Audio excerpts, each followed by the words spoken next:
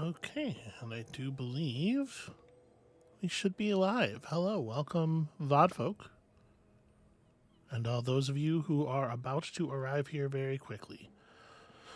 I am not going to post the link to socials. That's not my job. But I am here alone. Today's stream is just me. MML has a prior engagement. And so the format's gonna be a little bit different today. I'm not gonna do like a real phase 1 pre-stream thing. Hello, cornflakes, welcome. Because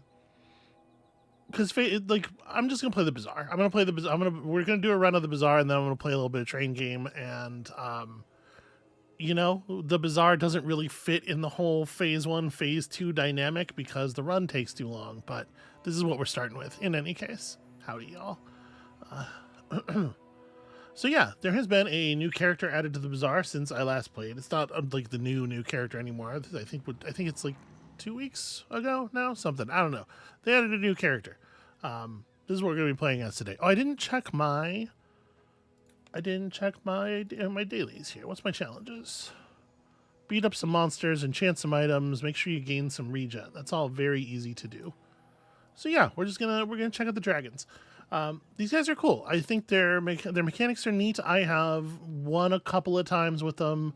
My grasp of their itemization and especially how to like transition into some of the late game builds, it's not so great, but they have some really cool mechanics. So yeah, let's do it. We're gonna start with the bazaar, like I said, and then after this, I think Train Valley, because there's nobody here to stop me. So one of the core mechanics of the dragons here is the keyboard.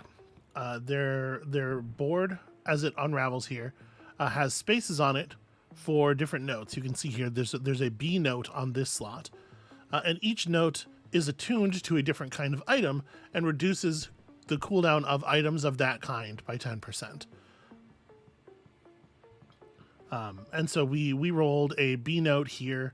I believe the position, what your first note is, and its position on your board is random, but from there, the rest of the keyboard is logical. So this being a B, this slot will be an A, then this will be a G and an F, and repeated all the way across the board. So we will have slightly more than a full scale of notes available to us. Let's just grab some. Let's pick up some mediums. They got some cool mediums. I'm pretty laid back. So the other big mechanic these guys have is this tempo system. These notes are tempo. Every second of the battle, we will generate a tempo automatically, and then there are also some additional things that can generate tempo. And many items have the ability to consume some tempo to improve their functionality in some way. So our symbol, when it goes off, if we have 1 tempo, it'll hit twice, and if we have 3 tempo, it'll hit 3 times. The symbol's pretty good, I think, especially early on. It scales super well. Boom mic increases in value. One thing that's a little bit of a bummer about the symbol is that this is all one use. It doesn't have multicast. It just hits 3 times. So for the purposes of like the boom mic, you are only using the item once, and the boom mic would only get 10 damage. I don't hate these two together. I don't know what we're building, so we'll just pick these up, I think. I have had a lot of luck with the arcade machine. I think the arcade machine can be a lot of fun. For every 10 tempo you have gained, it gains a multicast. So over the course of the fight, it just hits more and more and more. There are also items that will give you tempo. So like Ticket Terra here heals for 3 times the tempo you've gained, and also gives you 2 tempo right before she goes off, so she can she'll buff her healing immediately. Without having much of an idea of what we're doing, I do think that Ticket Terra's main value, in my experience so far, is the tempo rather than the healing, because it takes her quite a while to wind up to an amount of healing that's meaningful. But I think we'll grab an arcade machine to hold, and we'll just ride. I think they have a lot of interesting tagging stuff going on. We could throw another note down on our board, but at this point in the game, a 10% cooldown bonus is not so super meaningful. I'd rather just like take items that we can either use or sell. We'll have time to light up our board. Okay, well that didn't work out very well. We got we did not get the hotness there. It is a cute starfish though, you have to admit. Okay, I reckon we beat any of these guys. Actually, maybe not the Happy Camper. The Happy Camper can get under a pretty severe amount of regen. But also, I don't know what I want. When you go up against the Happy Camper, I reckon what you're usually hoping for is the trail mix. I don't know, like an early Cinder can be neat. Let's go after the Kyver drone, because I think his skill is the one that's most likely to be relevant in a longer sense. But obviously, we're gonna run this. That's a very easy fight. We're gonna run him down very simply. So gross. All right, give us something cool. It's gone now. The Longshan, I don't. So you get it right at the beginning of your run. If you manage to keep winning fights with it, it sure can build up to a very large amount of damage. Does the cooldown on this scale with tier at all? No, it's just as you rank it up, it gets more and more.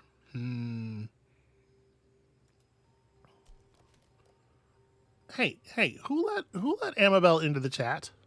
What is going on? Like I said, she has a thing. She is busy right now, but I was gonna say she's here with us in spirit. She's not. She's here with us in text, but she can also be here with us in spirit. In any case, there's nobody to stop me from playing Train Valley, so I don't know if I want to actually try to use this. It has such a long cooldown. Like, my biggest problem with the Longshan is that in the end, like it takes a lot of effort to build it up, and then you're not going to want it for an end game build anyway. It can be pretty good in the mid game, like in the days like 5 to 9 period if you get it built up quickly. But in my experience, you end up having to pivot off of it anyway, so kind of who cares.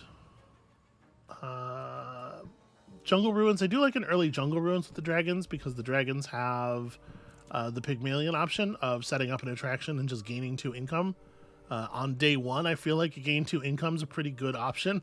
I think I'm getting the hang of this. All right, let's take a shiny here. Let's give me something to push me in a direction. Okay, here's some interesting stuff. So we get a flute that has sort of like the symbol, the ability to hit extra damage. The hairpins, which shield, and then they have an amount. They have damage and burn scaling with the shield. If you crit with the shielding, they do a bunch of damage. We could lean into a kind of a crit build.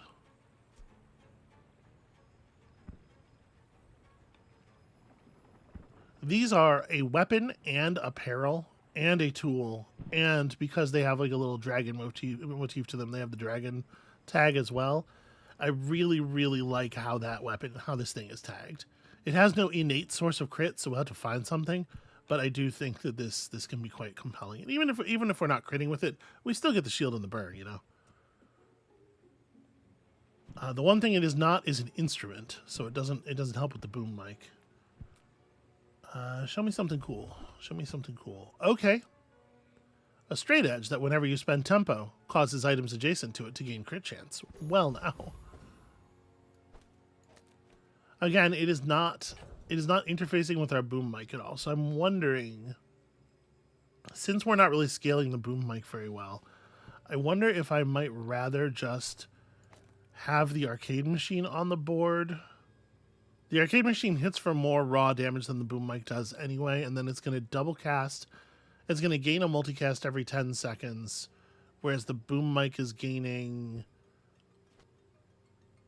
10 damage every time the symbol goes off, and it's only the symbol. So every 4 seconds, it's gaining effectively a double cast worth of damage, but it's only striking. They're going to end up being relatively close in damage overall. Yeah, whatever. Let's roll it like this. Oh, but hold on. We can move these around. Well, actually, no, it's a little awkward, isn't it? Oh yeah, I want to put the burn item on the B note to get the 10-second reduction, but because our items are too smalls and too larges here, I actually can't do that while maintaining the straight edge adjacent to it and also something else. So I guess we're just, again, 10-second cooldown reduction. It's not that big of a deal. Are you sure? I don't need to think this hard about the day one fight, Can probably. instead. When we are finished, may I dissect you for study?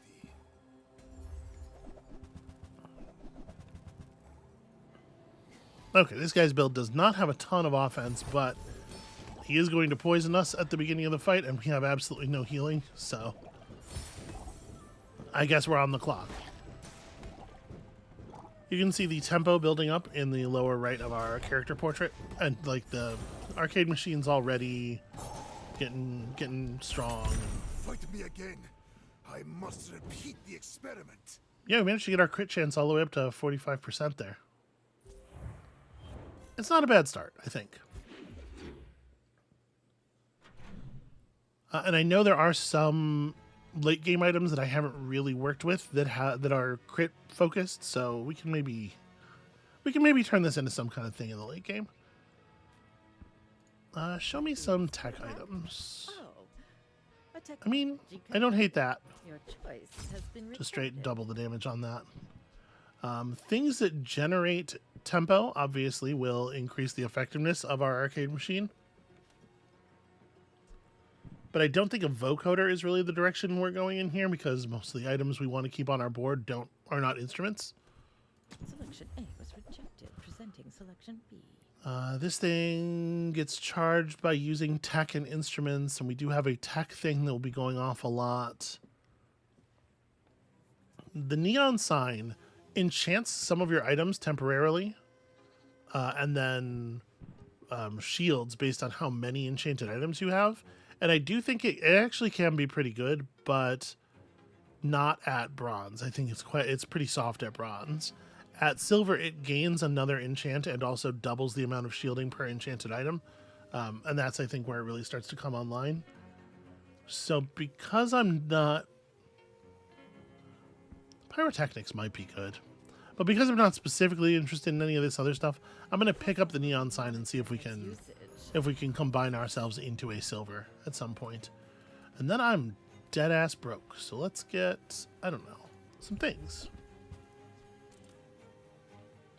A microphone that can spend tempo to get really high crit chance, but then also doesn't deal any meaningful damage, so we'll never crit for an amount you care about.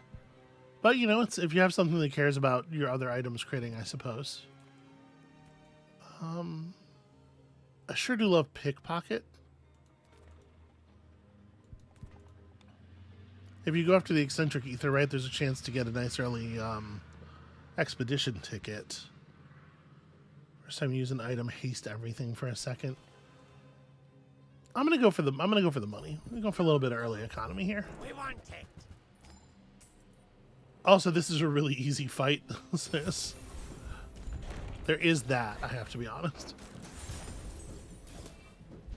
The rookery remembers. We got a crazy crit off our arcade machine right at the beginning of the fight when it would have only had 5% crit chance. Okay, when you use the item to the right, haste it 1 second and it gains 3 damage. And I believe if you multicast, this does trigger off of each of the multicasts. So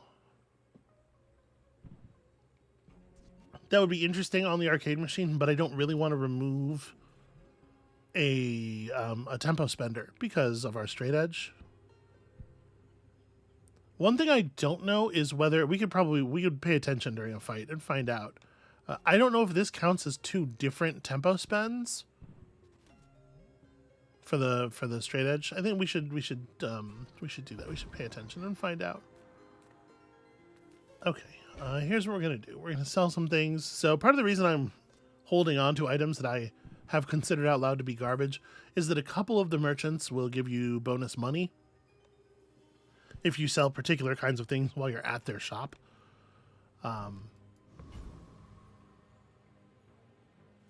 Do we want to...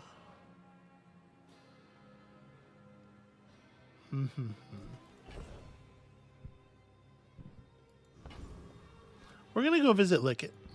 Your world is like a nightmare. It's amazing. So Lickett the candy snake is from Candyland. And she comes up with all these. You can just get 5 small treats, 5 little things that you can sell, and they give you some tiny little bonus or whatever. But the cool thing about Lickett is these.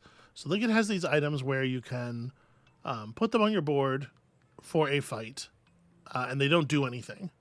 But at the end of the fight, they are destroyed, and they give some kind of permanent buff to the 2 items adjacent to them. In particular, I'm thinking here, like, the chocolate and the candy mail both give you a pretty significant boost to the base damage or shielding of an item. I kind of wonder about using the candy mail to buff up the hairpins and like maybe a neon sign, or I don't know what else I would use them on. But my experience is that these can actually be very powerful, and because the crit damage on this is based on triple the shield, giving it extra base shielding, and it just seems like it's a lot of extra damage. We're going to pick this up. We're not going to use it right away, but we are going to pick this up.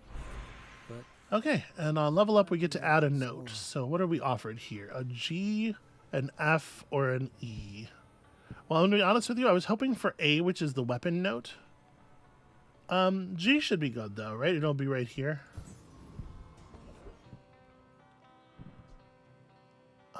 Okay, and the arcade machine does count as a tempo item because it has the word tempo on it. So you can see its cooldown has been reduced by 10% from 5 to 4.5. There's our little G note. Y'all, I really like this game. I'm glad that I'm glad that y'all are into watching it played, because I do enjoy playing it quite a lot. Okay, the mini disc launcher.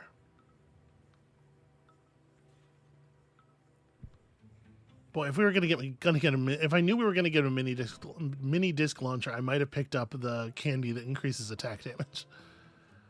So obviously this thing is fun with a crit build.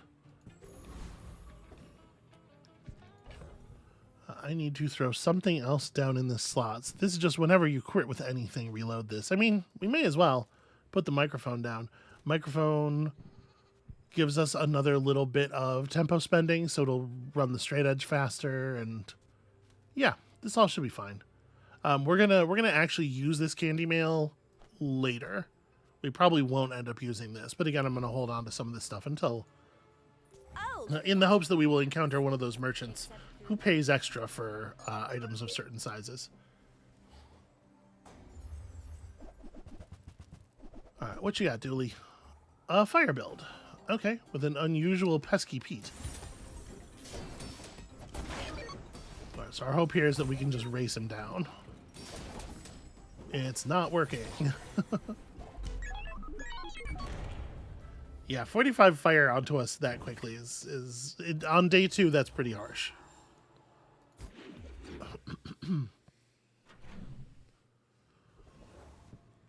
All right, we lost one. It happens. We're still in the game here. I'm gonna take another Jungle Ruins. I don't know how much income you need to be safe, but again, being offered this early on 2 income feels pretty reasonable to take it.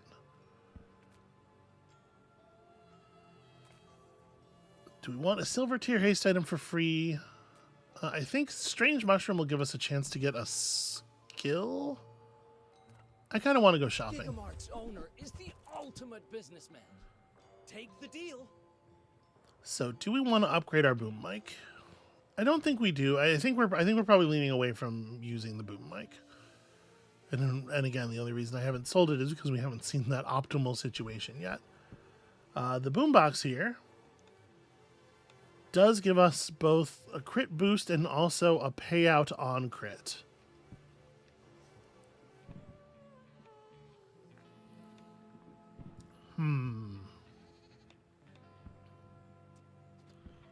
It's probably worth doing. Like, our board's going to expand 2 more spaces, and it would just like sort of nestle directly between the hairpins and the microphone, right?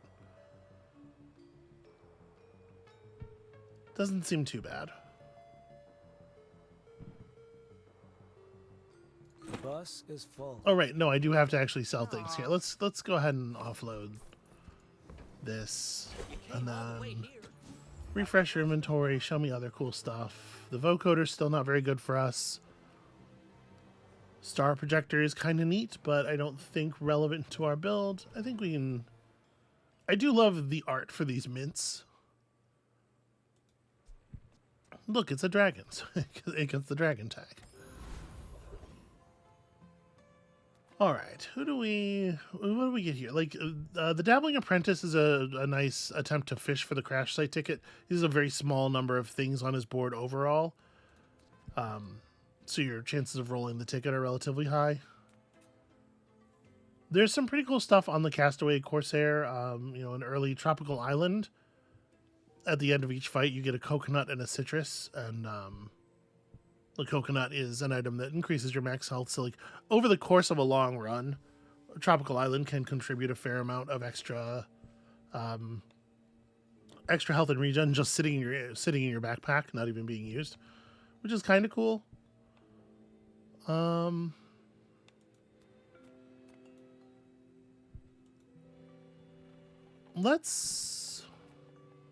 Let's fish for that ticket. I do so love the expeditions. To defeat you.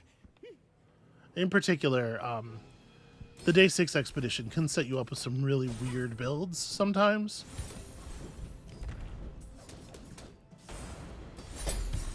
I flunked again. Build does feel a little slow, huh? The arcade machine might not be a long-term. Okay, I mean, the guaranteed crit potion is certainly interesting. We don't really have a lot of money. We could just go get some money. We could take a skill. If I were going to do this, we would sell some stuff off first, which is not a big deal. So, like, once our crit situation gets better, you kind of lose interest in the arcade machine, right? It's kind of doing a lot of our work right now, but it's not really playing with the build at all. You know what? Let's go meet up with the tiny furry monster. We can play some music. We can play hide and seek with it. Get some garbage. Let's get a skill. 20 points of regen at this point in the run is actually, like, very significant. I know, right? Okay, so board expanded. Let's get this down here. So all of your items gain damage and shield. Seems pretty solid. I don't think I've ever played with the boombox before. I don't know that I've ever seen one so early. But I guess it's just a silver tier item. And then what we're gonna do for this upgrade, we're gonna take the upgrade on level up, and we're gonna upgrade the candy mail to give 40 points of additional shielding. And I'm gonna be on the lookout because, like I said, we're gonna cycle out some of this stuff. Like in particular, right now, the symbol and the arcade machine are not really playing with the mechanics that we're setting up. The symbol still has some value as a thing to increase the value of the straight edge, because it is a spender. I gotta pay attention when it goes off to see if we get 5 or 10% from this. But yes, we're looking for another shield item to benefit from our candy mail at the moment, and I wouldn't be heartbroken if it's just the neon sign. Oh, I should absolutely.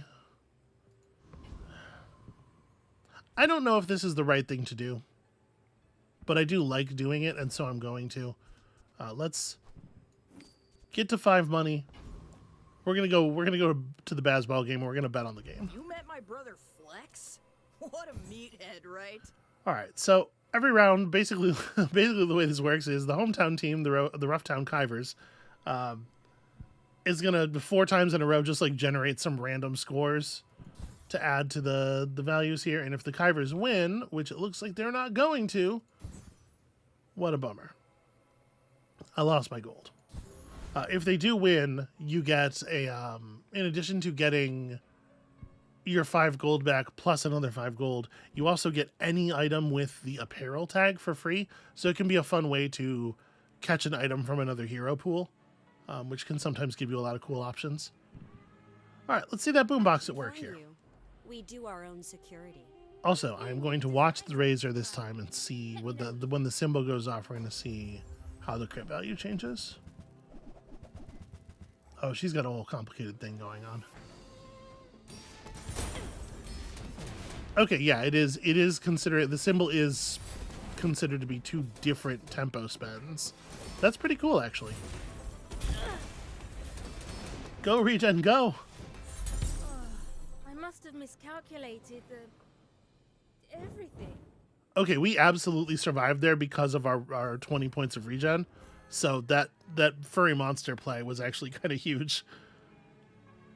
Yeah, Boosted Saucer is a really fun and cool item where it repairs your items, and every time it successfully repairs something, it gains a bunch of damage. And then when your items are destroyed, it gets charged by a ton. And so you just intentionally blow your stuff up and repair it, and blow it up and repair it over and over again. Is definitely my favorite Stel build. Okay, here's one of those guys I was talking about. This guy buys medium-sized items at +2 value. So if you have held on to your medium items that you were going to sell, you know, a little bit of extra gold.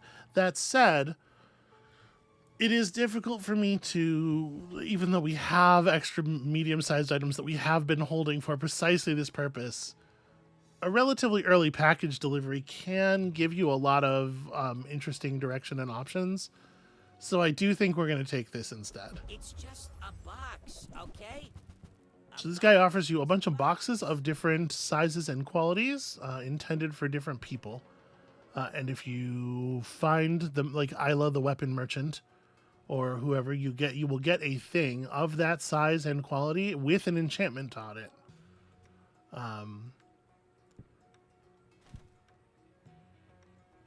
I don't know that I want to guarantee a weapon necessarily. All these are just like any enchanted small item. I don't really know what I'm looking for. Let's just grab, like, we see Quixel a lot. Quixel's quite common. We'll take a package intended for Quixel. We'll see if we run into anything cool. Hey Kina, what's up? Make deals, not war. Show me some cool stuff. So the straight edge gets bonus crit chance out specifically whenever we spend tempo. So we're looking for cool tempo spenders. These little chibis, these little like keychain versions of all the characters, all the merchants and stuff, are really neat, and they play well together. Not particularly doing the things that we need them to do here, though.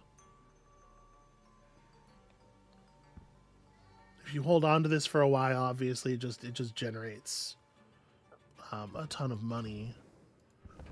I think we can do that. I think we can start banking a little bit here.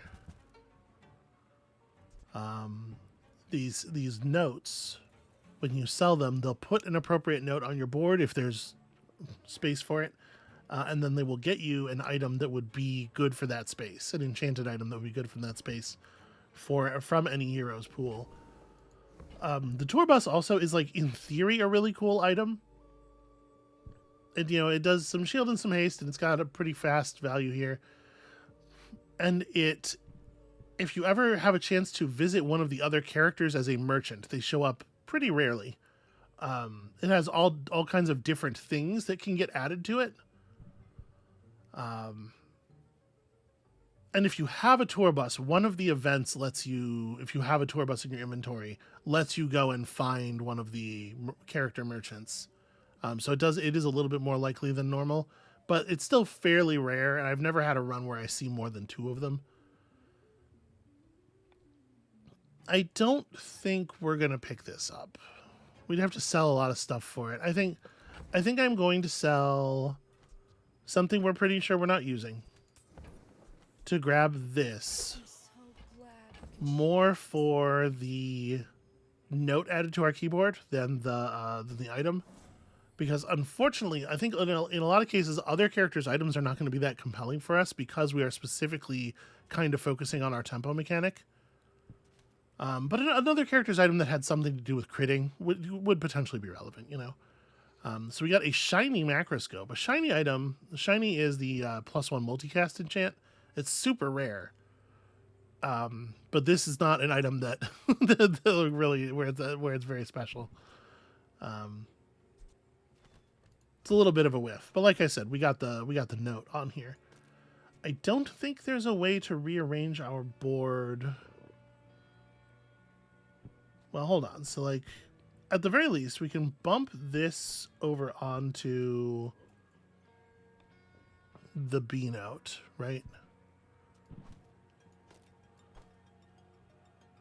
Hold on. Let me open up my thing here.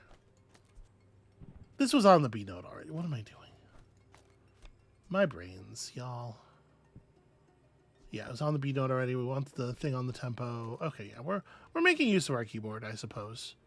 Let me put this over here so I don't forget about it. Okay, we're not going to bother with the tour bus right now.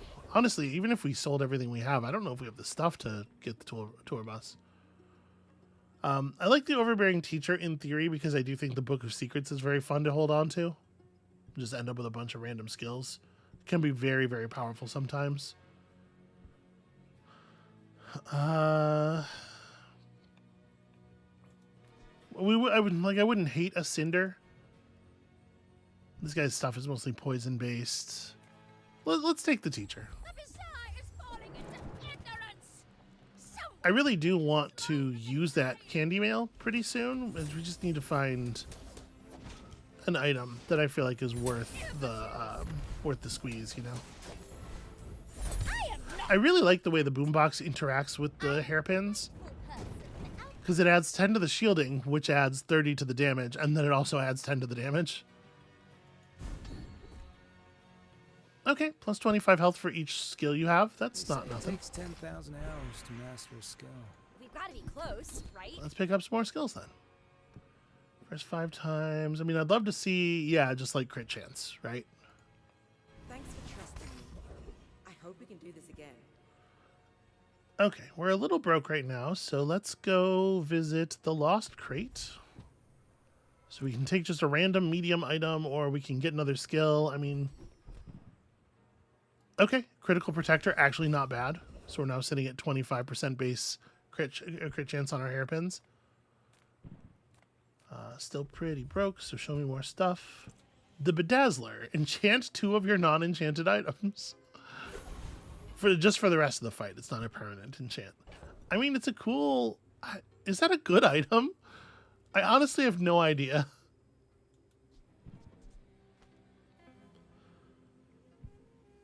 We need to find more stuff that's, like, relevant. Remember, Rin, don't strain your voice. We need to push the build forward. Right, when we can feast. Hey Lana, welcome everybody. Sorry I'm not paying as much attention to chat as maybe I should be. I'm used to, you know, I'm used to having Annabelle to take care of it for me. No, it's so close. We're so close. Please. Okay, we got there. Track of all these arms. Here's the thing. I know we're also dead. she and I died on the same tick, but victory is just your opponent dying. The game treats mutual destruction as an absolute win. So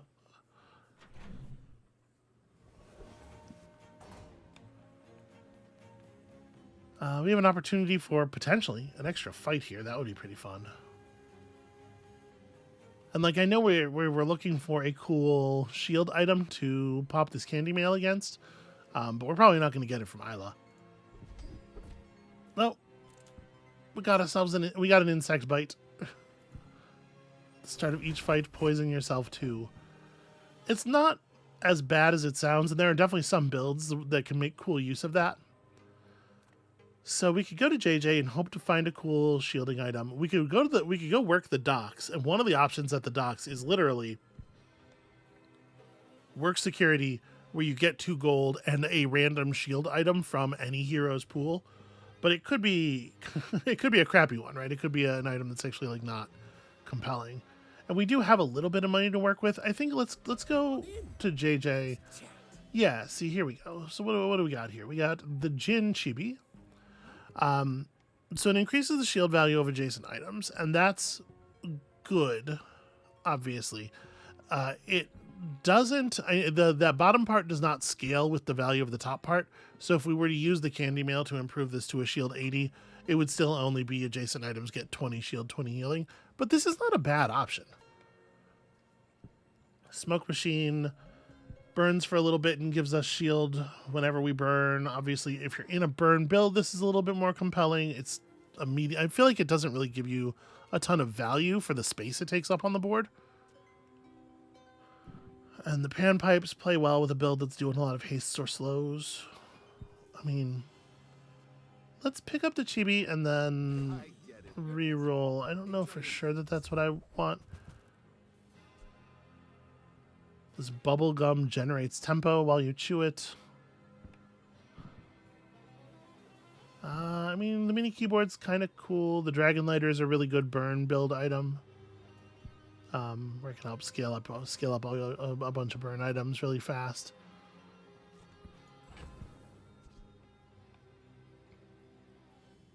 I mean, this wouldn't be terrible.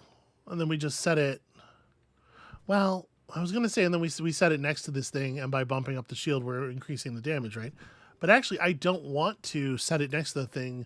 We want the boombox and another crit increaser next to the thing, because we can't enchant this with deadly. We want to maintain the fiery. So actually, maybe this is not a good option. Maybe I'm being too precious about this. I don't want to just hold it forever, obviously. We're going to go after the Sabertooth here.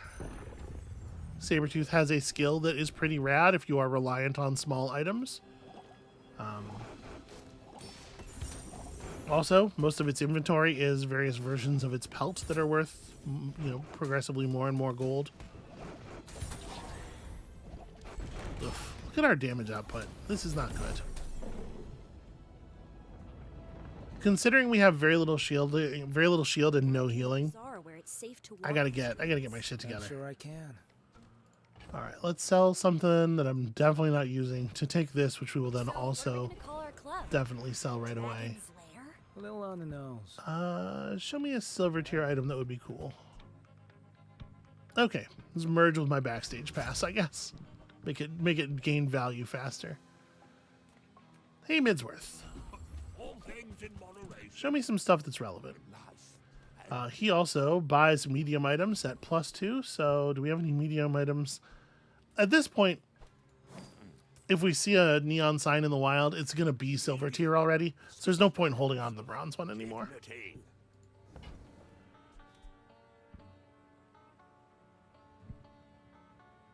Okay, this bandana is actually probably a very good holder for the other end of the candy mail. Just a thing that's going off all the time. Dragonheart pendant. It's +1 multicast for each adjacent dragon item. So we do have a couple of dragon tags here and there, but I don't think that it's super well fitted to the build right now. Talon earrings. Charge up your stuff. More if it's a dragon.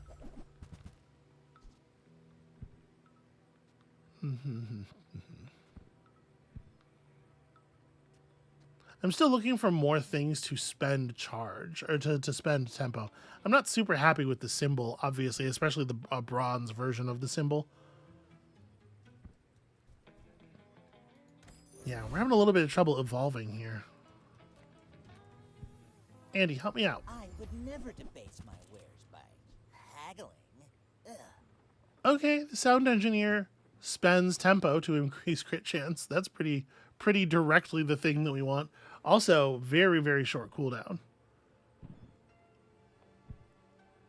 These rhythm sticks. Whenever you use another tempo item. So a tempo item means any item that generates tempo or spends tempo. I think like even the arcade machine counts, right? Because it is getting a cooldown bonus from the G note that it's sitting on. So it feels to me like these should be getting charged kind of constantly. It's a real bummer that the thing we're seeing here in the shop is bronze for some reason. on day 5.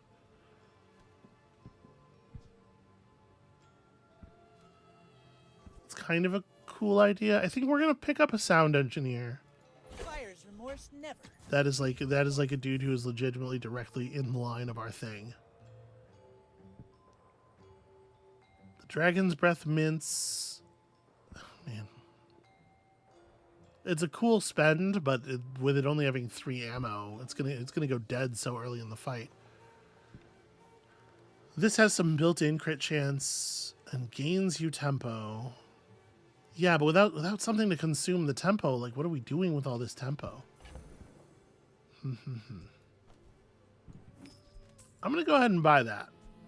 I don't know what I'm planning. I don't know what I'm planning yet. I mean, We're gonna have what I'm suspecting is gonna be a pretty rough fight here. Do we want to swap in the bandana over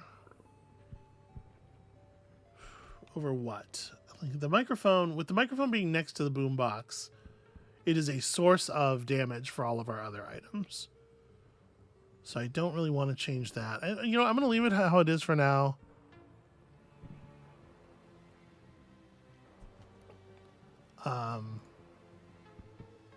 And we're just gonna run it like this, and I think we're probably gonna lose this fight because we are definitely behind the curve for day 5. But I think we're finding our way into the next stage of our build now. Oh, this guy's gonna shoot so many piggles at us. So this guy's board is built around this thing, which charges every time you use a small item, and then he's got a lot of little small items that charge each other. So he's just getting healed and shielded and damage and putting fire on us. Yeah. Oh, don't let this get you down. Eyes on the I still have no idea what this Piggles game is supposed to be in universe. It's like you can see here like the strapped Piggle launcher thing. It definitely has a kind of like a Yu-Gi-Oh! Dual Blade kind of vibe, and you can see there's like a board and the Piggles land on it. I really love the fact that they made this like in-universe game and kept it completely incomprehensible. A bunch of his items refer to it, and it just doesn't, there's no way to make any sense of it. I think that's very fun. Okay. Sterling here will allow us to upgrade an item. Is it silly? Is it silly? It's well, whether or not it's silly, I'm doing it. Sylvia and I might be overcommitting to the bit. too big Sometimes I have been accused of overcommitting to the bit. for charisma. Voila. All right, let me pull the arcade machine off of the board for a second here. We're gonna set this up like this for one run, for one fight. So we're gonna have a pretty whack fight here. I don't guess there's a reason for the symbol to be on the board. Yeah, we're gonna have a pretty whack fight here against the next monster, but after we do it, our stuff is gonna be really buffed. Reward the peaceful? And you know what would actually be totally sick is if we could find some more. Our hairpins are still bronze. If we could find some more hairpins. We don't have an E-note on our board yet, and this might actually get us an item we would consider using. So let's sell. We gotta find Quixel, man. Let's sell some of this stuff. I don't think we need to sell the backstage pass yet. It's accumulating value. It's doing good work. You are enough, friend. So let's sell this, get an E-note, and we got mossy pasta. Well, every time you use it, you gain 20 health, 20 max health. And every time it's hasted, it gets charged. No, this is not good. This is not a good idea. Get this off of my board.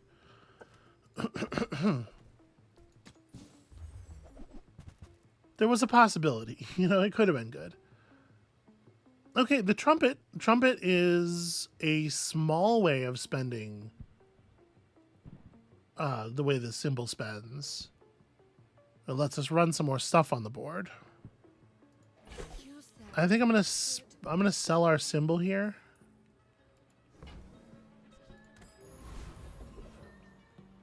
And then the Lich is fun. We're not. The Lich has some cool powers. In particular, Petrifying Gaze is a really great skill. But we are not in a position to win a tremendously difficult fight right now.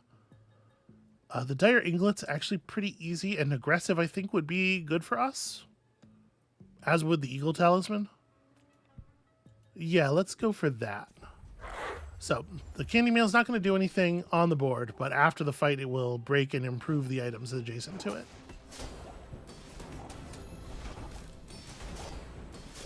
And we actually have like a fair amount of shielding going on now.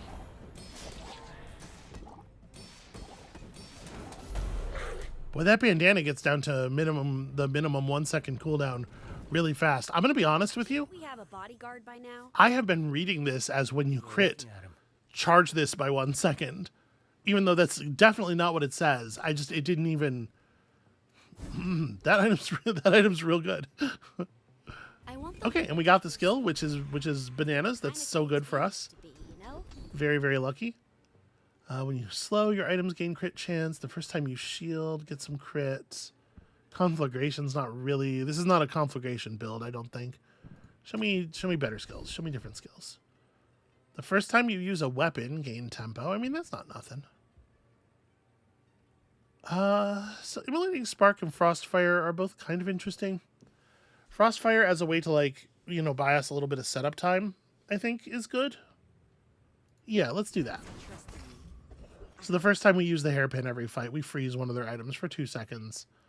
And then we can put some stuff back in here. So if I put the trumpet down, if we restore this to this position, well, the trumpet's not really what we want there then, is it? I want a tempo item that's going to benefit from the crit. Do you count? Yes, it is getting a cooldown reduction. Okay, I mean, that's something. We are gaining so much more tempo than we are spending. But I think there's a lot of good stuff going on here. It would, I think, be very good for us to try to find something to cash all this tempo in on. You warriors live to retire. Buy my weapons, and you might. A little bummed out to see that Straight Edge doesn't gain crit chance as it levels up. It just gains base damage, but that's fine. Proud. The Drag Racer is a great way to spend extra tempo, but you really do want to have a lot of hasting and slowing going on. I mean, I guess we do have a fair amount of hasting happening now. Do any of our other items? Not really, right? So it would just be every time the trumpet goes off, this gets charged some. It's probably too slow in that case. But it is obviously a powerful item if you have the support for it. This guy's super cool too. This is definitely have put a win. This guy's definitely put a win on the board for me. +1 multicast for each dragon tagged item you have, and he has shield and damage. Not too hard to build that up into something cool. We may as well. I don't have 2 money. That's true. I don't have 2 money. We're not using this. Let's clean house a little bit.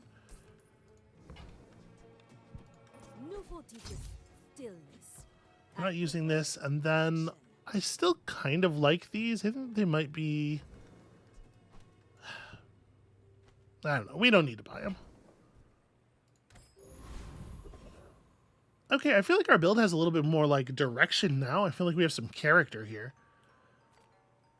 We could dig for a free item. You can find enchanted items in Pearl's dig site. You can find just like really weird stuff. Finding an off-character item could be really good for us, especially like if we could find some of Vanessa's crit-focused items. Let's take a dig. Let's take a dig. So the dig site shows you three items, just any 3 items from the pools. And then you can pay an escalating cost to re-roll if you would like to see different items. This is not really quite where we are. Although Wind Dragon is definitely a lot easier for us to get active than it is for Mac to get it active. It's very easy for us to fill our board with dragon items. Cool, not really what we're doing. Wore out your shovel? I'll fetch you a fresh one. They heard me say something about Vanessa items, and they were like, here, do you want these? We could just take this and immediately sell it for 91 max HP. Also, it sells for 4 coins, so it would be quite a net gain for us. That's not nothing. How much more money do we want to spend? I guess we can only re-roll one more time, right? Because the next re-roll after that will be 3 money. I'm just going to take this because I think there's a chance, there's a pretty good chance of us just hard whiffing. I suppose we could hold on to this. We're not making items fly, so we're never going to fulfill its quest. But the amount of health we gain is based on our max HP at the moment that we sell it, so we may as well let that number get a little bit higher. All right, let's see about this Mac. Earplugs. See if our new and improved build can bring this guy down. I will punish you. We're still only marginally improved, and we still really need tier improvements on our bangle.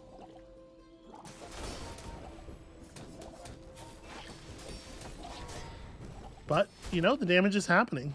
Please don't freeze all of my items. It's very poor sportsmanship. My family waits for me. Yeah, the damage. Look at the damage. The damage on the bangle really crawled, or the hairpins really crawled up there pretty quickly. I think this is working.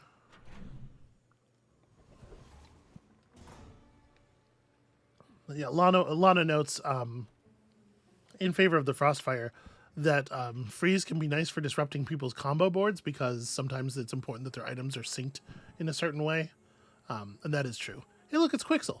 You're huge. Do you have any? Hey, Quixel, I have a thing for you. There's fun size, and then there's So we get some money, we get some XP, and we also get a restorative confetti cannon. Gain tempo for each toy or burn item you have. 1 ammunition. This is not the kind of thing we are looking for. Quixel buys large items at extra bonus value. Obviously, we don't have a lot of that going on. You got anything else I would like to put in my inventory? Well, oh, see, this the base crit chance does scale up. That's actually really nice. He actually cares about this. We could maybe just replace the microphone. Oh, the microphone is spending tempo, though. We got to find more things that spend tempo that are relevant to our build. Also, this is kind of like, well, because it's gaining damage off of the boombox, I guess it gets relevant, right? Yeah, I gotta spend more tempo. Let's take a gold tier weapon. Show me something cool. Well, all right. I guess we just golded our tambourine, so lucky diamond tambourine. Base crit chance 70%. That'll do. Man. One of these days I would love to defeat the Thug. The Thug is terrifying. He does so much damage. But his skills are so good. 150 extra max health for every item, every weapon you have. Look at how good that is for us. This dude will crush us into a fine paste. But your things are all like poison related. I guess we could get a gland from you. That would be okay. Your stuff is kind of not relevant to what we're doing here. His stuff is all rage based. I mean, fuck it. We'll go fight the Thug. In case y'all haven't gotten to see this nightmare. I'm hoping that we will get some XP. So the core of his build is the double whammy here. He has a very large amount of max HP, and this deals damage equal to 20% of that twice. And you can see it's just like, it's hard to even get meaningfully into his HP bar, and then he hits you for 2,500 damage. Didn't even get to the first crystal. Every once in a while, it's worth fighting that guy and just kind of like refreshing yourself on why you don't fight that guy. Don't have scales? I can forge some for you. Oh, this is rad. What a good upgrade. Okay, we don't really have a ton of money. This is the point where we could like sell the backstage pass, right? We can also use the backstage pass to re-roll bad hourly encounters if we don't want to sell it right now. But I am kind of hoping for hairpins because this guy is specifically a shield item vendor. So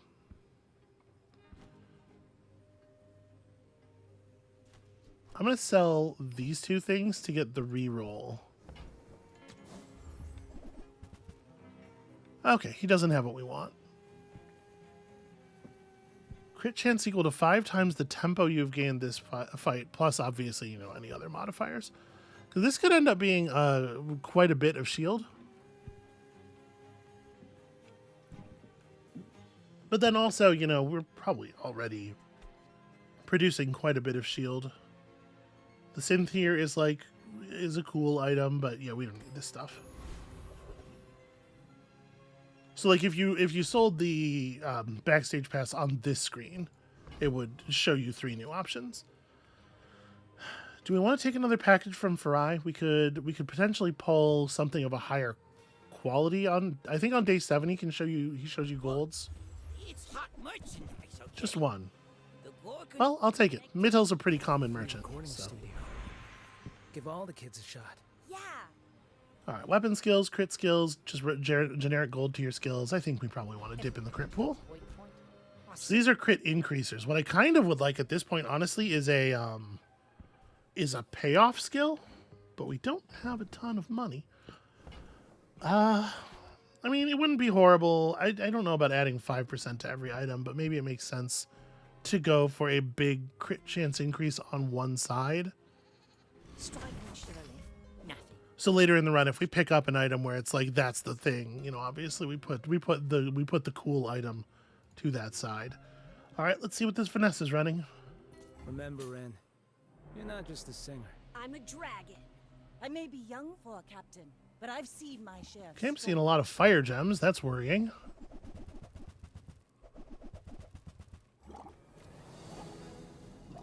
Okay, so this is a very hasty build with some crit chance. So she's just trying to apply a lot of crit burns really fast and have you burn out. Obviously, our shield is fighting. Next time, boys, less blunder, more plunder. We were accumulating shield there fast enough to keep some shield on despite having almost 500 burn. So I'm actually very pleased with the defensive qualities of our build. Things are working out. Stuff's coming together. We're looking for Mittel, right? Yeah. Middle's the one. She looks like a fawn, I think. Show me a gold tier weapon. We only have 10 coins, so we're getting to the point where we're gonna see a lot more like high rarity things in the shops, and as such, things that are more expensive. All right. Gold rhythm sticks, we'll hold on to those. I don't necessarily want to take a temporary buff. All right, let's see what you got. Your deathstruments. Yeah, you can see here like gold tier items cost 8 per slot they occupy, so it's going to be hard for us to buy relevant things with this little money. This is really cool. So when you buy it, it gains 3 random types. So it can fit into a lot of builds in weird ways, but it's very random. And it charges all of your enchanted items or items that are from not your hero pool. That's just a super cool. It doesn't have a spot in our build, but I just think it's a super cool design. The energy shot is fun. I do feel like this should have the dragon tag because it does have a drawing of a dragon on it. And then, of course, a cool winged saxophone. You're not ready to accept the light. We are doing some hasting, so the Cosmic Rock has a skill that is somewhat relevant. Also, we could end up just gaining Keen Eye, which is separate from Deadly Eye, so they would just stack. This guy's got the electric eels. It's not ideal to go up against this dude with a lot of fast charging items necessarily. And his skills are not. Yeah, you know what? Let's fight the rock.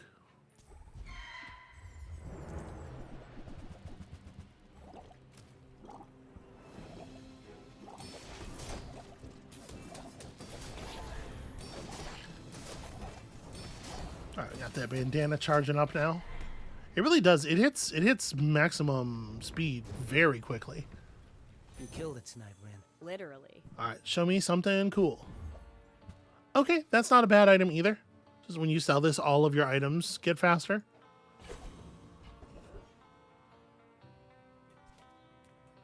Yeah, and then we probably do just go to Kev's Armory, right? I don't feel bad about this. Don't have scales? I can forge some for you. The kicks are pretty cool. Not relevant to our situation. Show me hairpin. These hot pants burn whenever you crit. And when you haste them, all your burn items get burned. Apply burn whenever you crit with any item is definitely interesting.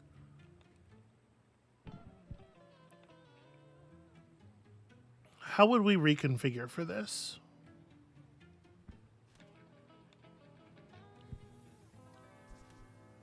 Right now, the mini disc launcher is just paying off from our crits. And it's not doing so at huge value. I wouldn't feel too bad losing that. And it's like, if you lose that and then also... These should be reversed. The sound engineer does not need to be giving crit chance to the trumpet. I mean, we could cut these two slots right here for some hot pants. Sometimes the trumpet will hit them and that'll, you know, bump up the fire on the hairpins and the pants, and that's all cool. But I do wonder if we lose a frequent source of tempo spend. This is 2 spends per 6 seconds. This is 1 per 4. This is 1 every 2. So this is our most frequent source of bonus crit chance from straight edge. But at some point, are we going to have enough crit chance, like latent crit chance, that we don't need the sound engineer anymore? Or that we don't need the straight edge anymore, rather? Because we kind of already aren't getting a lot of benefit from the sound engineer, except that he's charging the straight edge.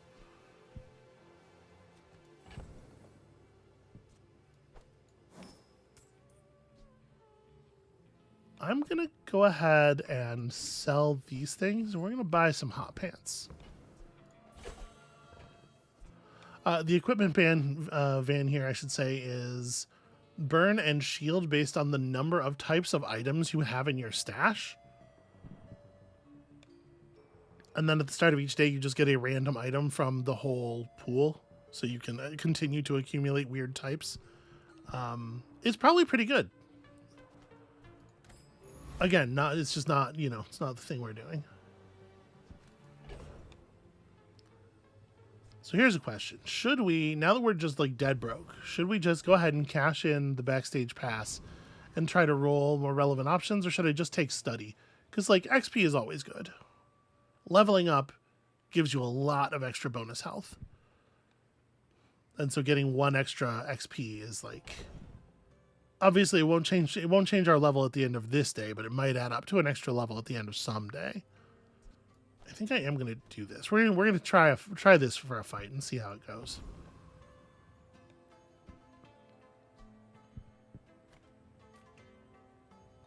Yeah, let me cash in the backstage pass. Okay, so we re-rolled into Toy Merchant, a diamond tier plus burn item. I mean, I guess we take the diamond tier plus burn item, right? This is going to be plus 8. So we either have to get really rich or take down the Baron. Both sounds good. That feels like it's going to be quite significant. And they showed me a gold ticket Terra, which we almost certainly have no need for. All right, let's see what this does. I'm not scared of you. I've got gin. Ooh, a mosh pit. So we should hopefully still be seeing a fair number of crits.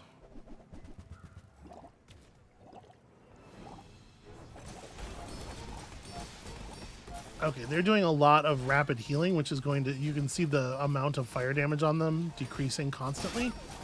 Every time you heal, especially while you're at full health, it reduces the amount of burn on you by some amount. So your items have plus heal equal to this item's crit chance. When you heal, shield equal to the amount heal. When you heal, burn. Their healing was going off literally constantly. And they've got a dragon statue, but one of the items adjacent to it never goes off. Ah, okay. When you shield or heal, charge this by 1 second. It only has a 4-second cooldown. And whenever you heal, shield. So they have these two items going off on pretty fast cooldowns. This thing is hasting everything.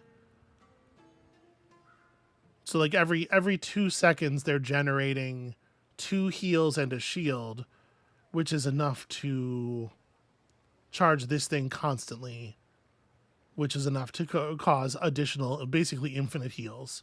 And so they're just firing off the Vista 100% of the time. Every tick of the game, this goes off. That's pretty cool. That's a pretty cool build. I gotta be honest with you. The fact that we stood up against it for so long, I think actually is a good sign. But obviously, it would be better to just have that build for ourselves. Size dilutes the brain. Andy, buddy, you gotta show me some hairpins, man. I'm dying. When you crit with an adjacent item, charge one other tech and instrument. 1 second.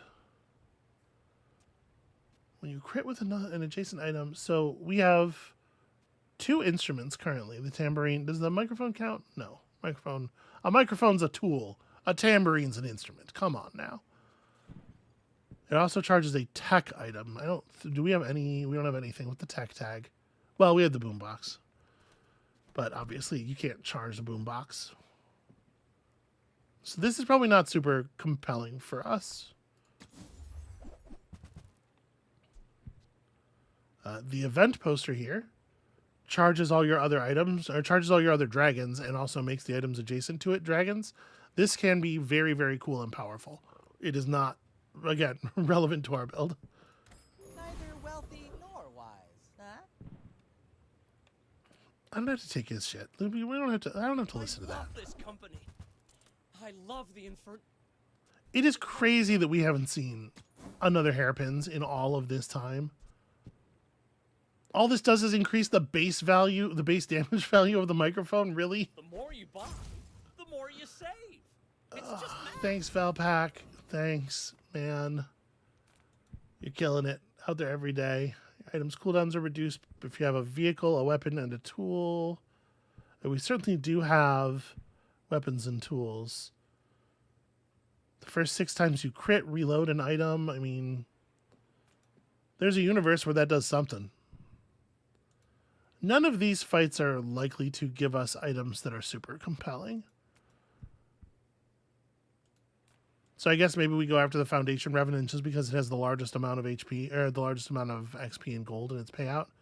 And because I'm feeling confident. Free us. Free us.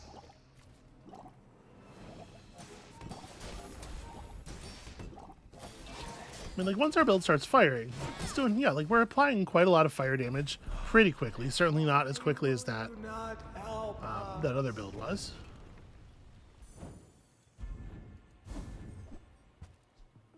We certainly do not have the use, a use for an Ouroboros statue. But at least it's a very high rarity. Oh, hey, Mittel.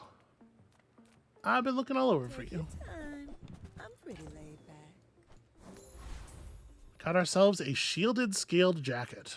When you use an adjacent flying or dragon item, burn for 20% of the shield. Okay, so like this item's fine. Fine, unexciting. Definitely a thing we're just selling. We got a little bit of extra XP for delivering the package, so that's cool. The package delivery thing is always a gamble. Yeah, let's get rid of this and this, and I don't want this either. At this point, you can see I'm a lot less concerned about the specific, like, getting the most money out of every sale. We have a lot of money. I'm just looking for cool stuff. Like a tuba. I mean, that's a pretty fucking cool tuba. It's a lot of slow. I like the fact that Turner here is a drone and he's a friend. It's a friendly little record drone. Not relevant to the build. Diamonds sing better than Kina. Very funny, Jen. Okay, so this is interesting. We're being offered a deadly enchant. If we put deadly on the boombox, it is going to double the crit bonus that it offers. If we got our boombox up to diamond, our boombox up to diamond, it would be 60% crit chance for the adjacent items. I do not hate that. That's pretty good.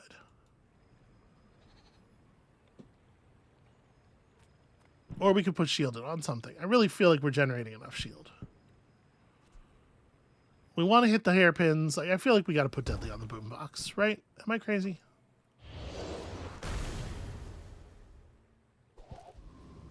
That's going to get the base crit chance for the hairpins above 50% without any razor stuff. Without any edge play, so to speak. The artist. Greetings, old friend. Put an item in to see it get enchanted. What do I want to receive? Potentially a random enchant. Just like random. You know, let's put it on the hot pants. There's a lot of stuff the hot pants could get that would be pretty relevant. Although I guess anything they get is going to scale off of the shield value. Well, the shield value is scaling up with the boombox. Yeah, you know what? Let's just see what we got. You can see it like I see it. Okay, heals. Glorious. That's not nothing. So we're up against another Dragons player who is out of prestige. Their run is not going as well as ours is. Hopefully their build will reflect that.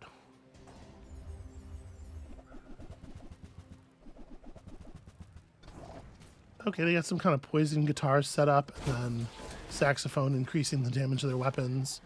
They also have a bangle.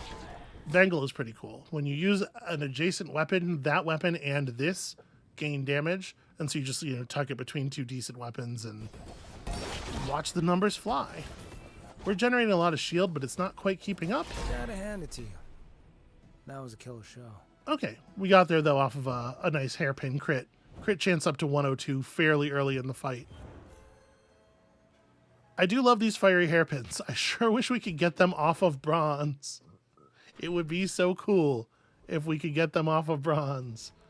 We haven't even seen like a generic rarity increaser guy in quite a while. It's been a weird run in a lot of ways, honestly. We have everything, so you can have everything. All right. Came all the way here. I like that. Might as well stock up. That seems pretty good. Bomber Jacket increases the multicast of your dragon items every time it goes off. A dragon item. That's pretty cool, I guess. Show me some more stuff. A C. Do we have room for a C on our board? So we have one C placed, but because there's 10 spaces on the board, you double up the things at the edge. So yeah, it would be G, F, E, D, C. We may as well. It's it's a relatively cheap effect. Free shipping. I'll carry it to your vehicle. And we got a turbo boar roast. This is not a good item for us. Get that out of here. But look at that. We placed another note on our keyboard. If we had another slowing item, it could be relevant. The crit vendor? Well, I think it's going to be hard not to visit the crit vendor. Revolution. I simply wish to use my talents. Oh, interesting. Okay, so this just does damage every time you crit with anything in your inventory. And it rides up the crit value of the item on the left. So it's got a 4-second cooldown. The thing is, the tamperine's pretty good at critting on its own. And I wonder, like, what if we moved some items around such that this was to the right of the hairpins and the boombox is to the left of the hairpins? We can get the hairpins up to 100% fairly quickly still. But then with this dealing damage every time any item in the inventory crits, we have more sources of just like flowing damage that are less cooldown dependent. At that point, we no longer are so dependent on finding tempo spenders. We could potentially remove the trumpet, although the haste is not bad, certainly. And the hot pants do love to be hasted. There's also here a runic claymore. Whenever you crit with this, gain max health equal to this item's damage. That's something. When you poison or use a relic, your items gain crit chance, and when you crit, you charge all your relics. This is so far outside of the build that we're working with. Give me this, though. Hold on, we're going to think about that. Combat. Perhaps I will watch your battles.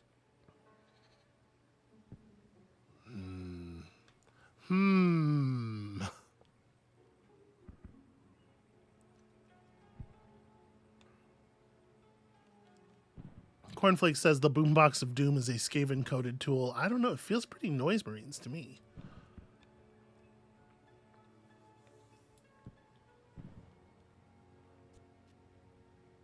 So this double-bladed knife is just a thing that has 100% crit chance. I think we're kind of past that point. Patch is not that compelling. But like this runic blade is a lifesteal weapon that doubles in damage every time you score a crit. How many crits does it take to get it to a place where it's like horrifying?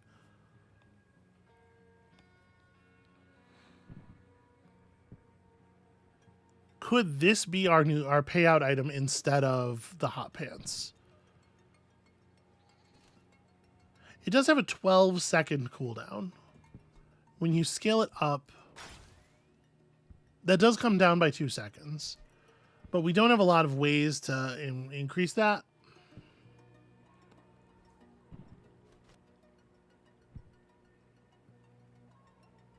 Meanwhile, this is firing every 5 seconds. Well, the shield and heal is, and then like the crit obviously is just happening whenever you crit. I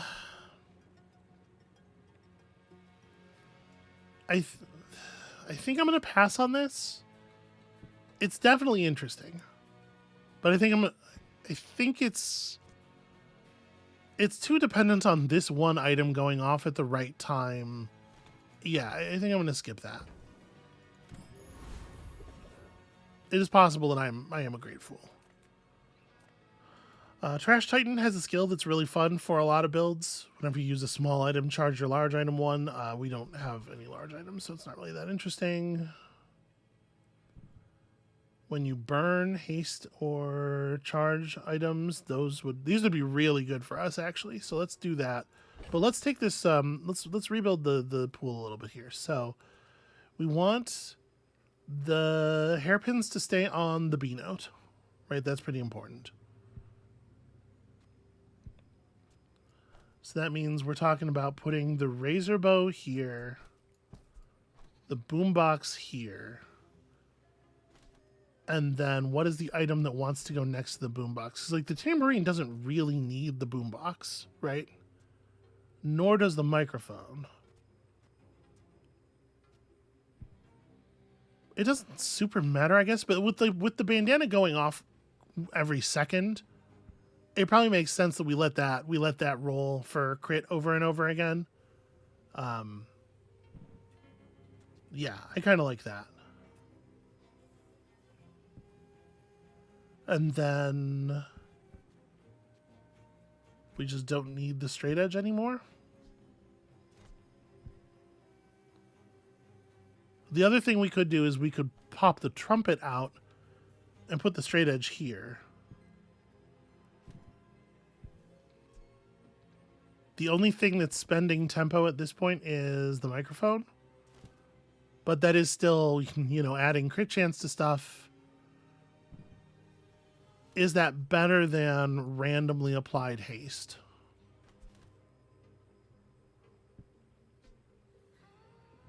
Because without the crit chance bonus, with this only being one application every 4 seconds, Like, the straight edge itself is just not a very impressive item, right?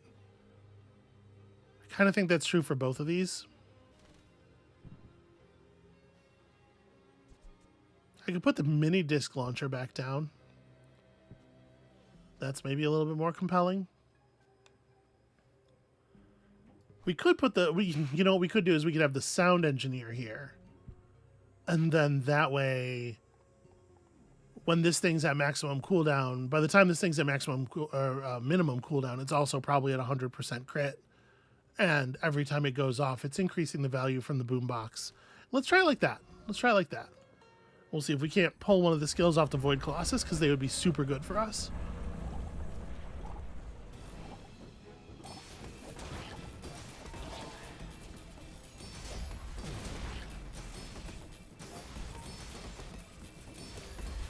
Now, part of the Void Colossus' thing is that it is destroying the items on our board, so that is going to negatively affect our odds over time. I feel like that thing didn't appreciate our music. No accounting for taste. Okay, all we got was a ruby. How strong that car knocker guy is. Rin, he's like old.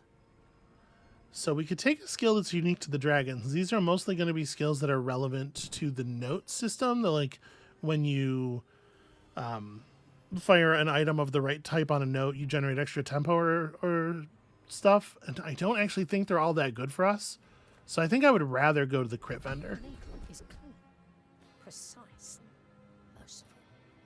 5% more crit on weapons. If you have few items, get crit. Let's maybe show me different ones. Here we go. This is the kind of thing we're looking for. Payouts. When you use any item, it gains 5 crit chance is certainly something. I think we gotta take improvised weaponry. Any crit gains all of our items 10 extra damage. I think that's exactly the thing we're looking for. Come with no weapons, leave with big bargains. Could I leave us some damn hairpins, please? The choker is just raw crit chance. I don't think we actually need that. I don't think that's where we're at. I think we have our crit kind of figured out. I feel like that decision comes from a negative place. So Midsworth sells small items. There's a small chance we could get, you know, an upgrade for a thing. But I actually think I'm just going to take gumballs. Maybe this is like crazy. But when you buy gumballs, this is what gumballs are. They're just very small buffs. But like one of the colors of gumball is permanent +1 crit chance on all your items. And just like, we actually do benefit quite a bit from each of the colors, and I don't know. I think that's pretty good. All right, Vanessa. Vanessas have the ability to be terrifying on every day. There are so many good Vanessa builds. So let's see what she's running. Okay, don't love this. A deadly captain's quarters, giving you all your items 35% crit chance, reloading your stuff, hasting your stuff, giving you bonus damage. She's got a shotgun that she stole from Karnak. Every time you reload this, it gets multicast, and it's reloading off of the captain's quarters. Yeah, okay. That gun's going to hit us for a lot eventually. Fortunately, we're going to be able to apply a lot of burn and just like damage pulses before she has time to get the multicast on this up very high. But at the same time, she's pumping the crit and the multicast and the raw damage. So she's got it scaling geometrically. Like, it's pretty good. That's pretty good. That's 7 wins for us. So hooray. Our threshold is doing well. The apothecary offers boons to our defensive items. You know what defensive item boon I would really love is some more shielding. So we're going to improve the effects of the options being offered a couple of times here, since we do have a fair amount of money. All right, plus 20 shield on all of our shielding items. Feeling pretty happy about that. We'll go to Pearl, but I don't know what I'm looking for here. Waiting for us in the ground. Ooh, gold quality toxic neon sign. That's fun. It's not for us, but that's a cool item. This is a cow. Yeah, it's a cow. If it gets destroyed, it transforms into jerky. This plays very well with the boosted saucer that we saw, the UFO from Stell earlier. They form a kind of a fun combo where the cow getting destroyed charges the saucer twice, and It's almost like it's a cute idea. but you can't lose. Yo-Yo's pretty neat because it charges really fast. If you're looking for an item to go off constantly, this is a good one of those, but I don't think we care about that. I love a digger. I'm kind of just going to take the first item that does anything, I think, for us. And unfortunately, Spirit. we're having a little bit of trouble finding anything. This lets us upgrade a tool. Ah. At the start of each day, upgrade a tool of lower tier. Well, congratulations. Welcome to my inventory. I hope you enjoy your stay because you're going to be here for a minute. That makes me want to sell the straight edge. Don't want a tool in my sideboard here. So we have 1, 2, 3 tools, and I'd be happy to see any of them get upgraded, but obviously we're especially hoping this hits the hairpins. And we've been offered the chance to battle with Lord Arkin. We're doing it. Lord Arkin's got some fun skills. He's also got a huge spaceship and a big magic ring, and I have 50 worlds to rule. I have no time for this. he has an item that heals him for 4,700 when he uses it, so that's, you know, a fun challenge. The centerpiece of his whole thing is his spaceship, the Eclipse. Whenever you use any item, it deals 140 damage. On cooldown, it fires all of your other items at once, which of course fires the trigger as many times as you have items. And the first time you go to half health in a fight, it automatically fires all your other items. So you can see he's streaming damage at us constantly. And it is pretty ugly. You have started a war today. But our bandana managed to carry us through it. That was a hell of a lot of shielding. Can we get the recap? 4,600 shield from the bandana. The bandana shielded us for more than we have life. Really great work, everybody. Okay, this is the part where we get a cool item from him and not something that sucks. Well,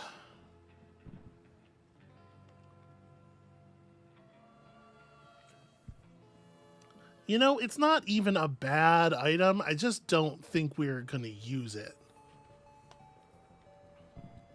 It does get up to the point where it's like it's firing pretty quickly. And it's critting 100% of the time. Smells pretty cool. We could ask her to trick out our boss. I mean, she's probably busy. Is it better to run that than the tambourine and the microphone next to each other? It doesn't have any native crit chance, but the first time you fire it, its cooldown goes to 2. And then it does multicast twice. So it'll gain 30% crit chance right then and there. And then it's firing approximately once a second, gaining 15% crit chance each time. Is this actually an improvement?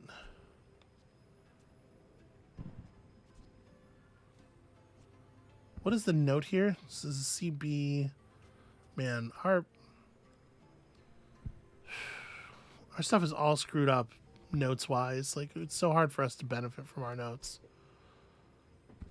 This actually might be an improvement.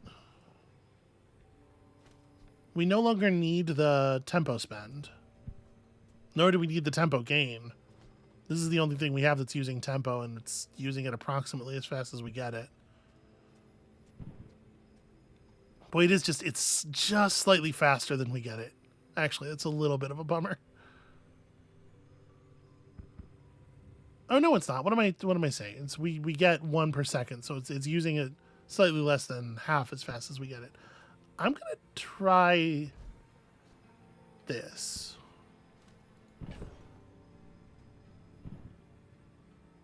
Because these things are only firing once every 4 seconds. So like this is one item shot every 2 seconds effectively between the two of these. This actually goes off faster, so it benefits more from the plus damage from the boombox. Yeah. Yeah, that's what we're doing. I don't need 2 gold. Show me an item. Actually, I probably should have taken the loot. The other thing I like about that is it gets another tool off of our board. This backup dancer is not relevant to our deal. Few warriors live to retire. Buy my weapons, and you might. Spend all your tempo to deal 100 damage for each tempo point spent. And whenever this becomes frozen or slowed, spend tempo to clear it. That's very cool. That's a very, very cool item. It is true. We do still have the mini disc launcher in our backpack. You know what? Fine. Go ahead and take it. Transform your stash items into loot items based on their tags. I don't want to transform my wrench. We want that wrench. So we're just looking for upgrades to our items for the most part.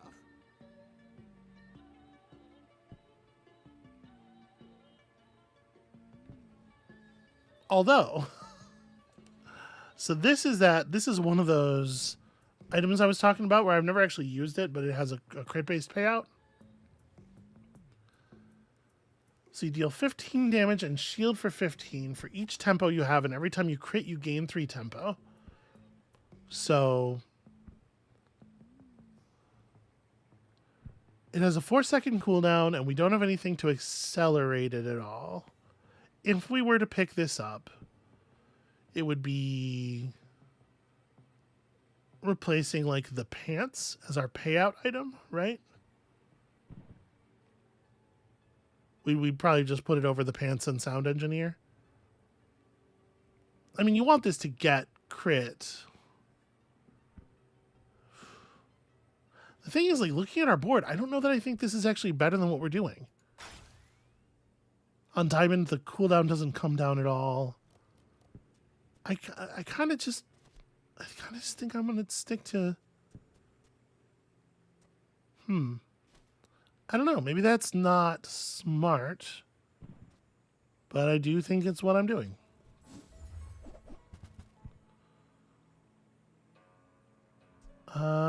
We do have room for another E-note. I mean, we may as well take it. Sad to say goodbye. So see, like, this is frustrating because, like, this E-note, like, I really want these pants to be one space over to benefit from the E-note. But we have this, like, chain of items. We can move this thing over to the other side of the chain, and that puts the pants on a more relevant note, but it moves the hairpins off of the fire note. It would put them on a D, which actually is a shield note. So if we had the shield note here, that actually would be fine. We gotta find an item. We gotta find a spot to put a shield note down.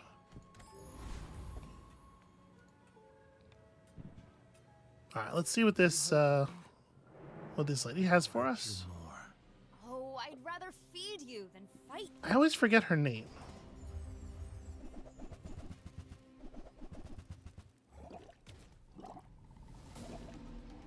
Oh, she's got a food truck.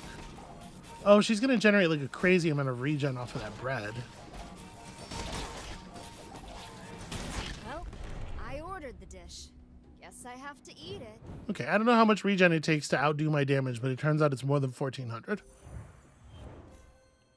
8 wins. I mean, it's looking pretty okay. And I'll have this thing singing.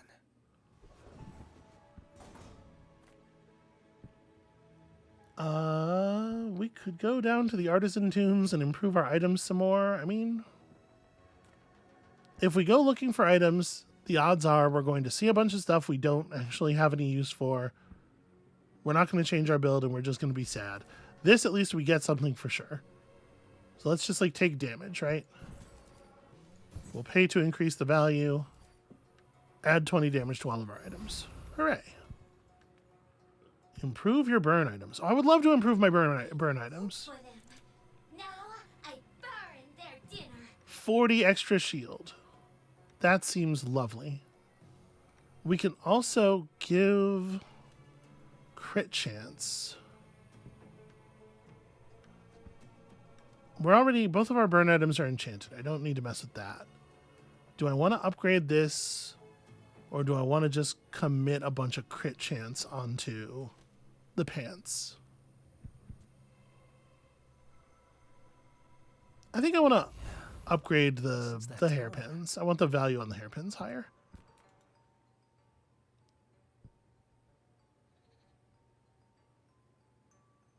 This guy's stuff is not. I don't think either of these is going to be super relevant. Do we have any friends? We do. We do have a friend. And I suppose having him apply an extra 40 burn at the beginning of the fight is not nothing. This is all about your items running out of ammo. I guess we're going to go after Gibbous because he has the largest cash and XP payout. I don't think any of the stuff we're going to get from these people is terribly relevant to our build at this point.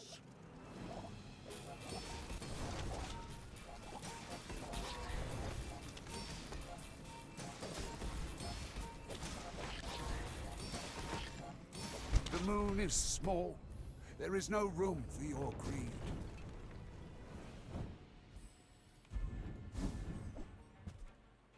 We got his moon orb. Yeah, I don't want that. Long before we're playing the Hyperdome. I can't wait. Okay, do we want to take an item upgrade? Yeah, I think we want to take the boombox upgrade, right? The fire softens before. Higher base crit chance, more value each time you crit. I do think a note added to our board would be lovely if we could get like a D. So if we get an A, this here is a B.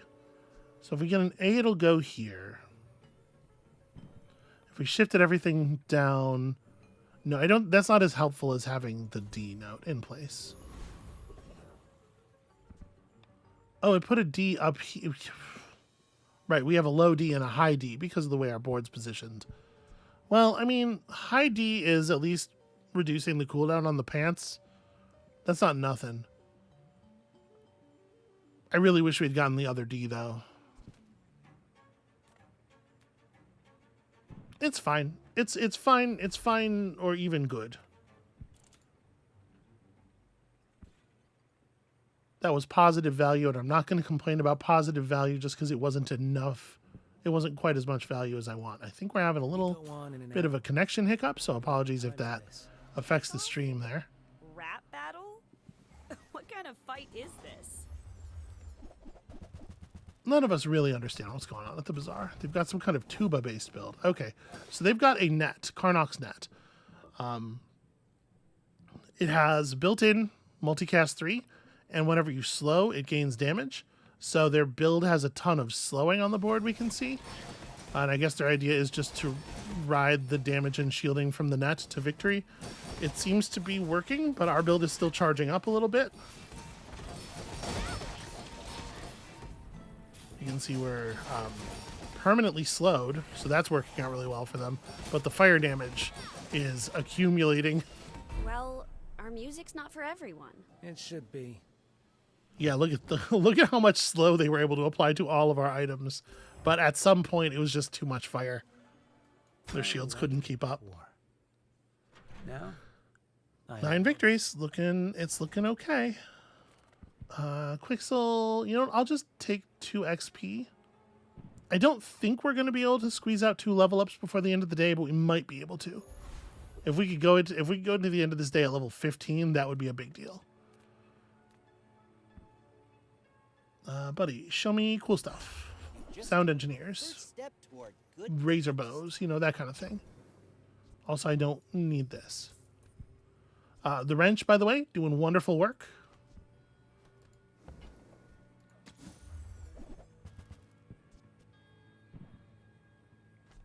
This does not have the tech tag, so multimeter still seems kind of not great.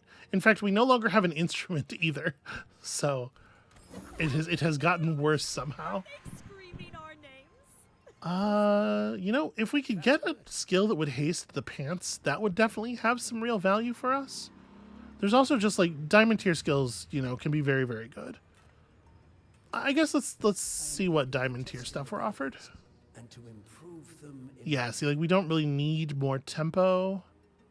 First time you use an item, haste your burn items, and hasting our pants does increase the burn on our stuff. I mean, that's not bad. I'll take that. learn much today, but there is so much more. Trash Titan, Boss Harrow has some cool bonuses. We probably, if we were offered Assault Focus, I don't think we would take it. But if you offered us either of the other things, I think it would be cool. Also, he has the most money out of any of them. He has the Boss, which is a pretty cool weapon. It's not relevant for us, but damn.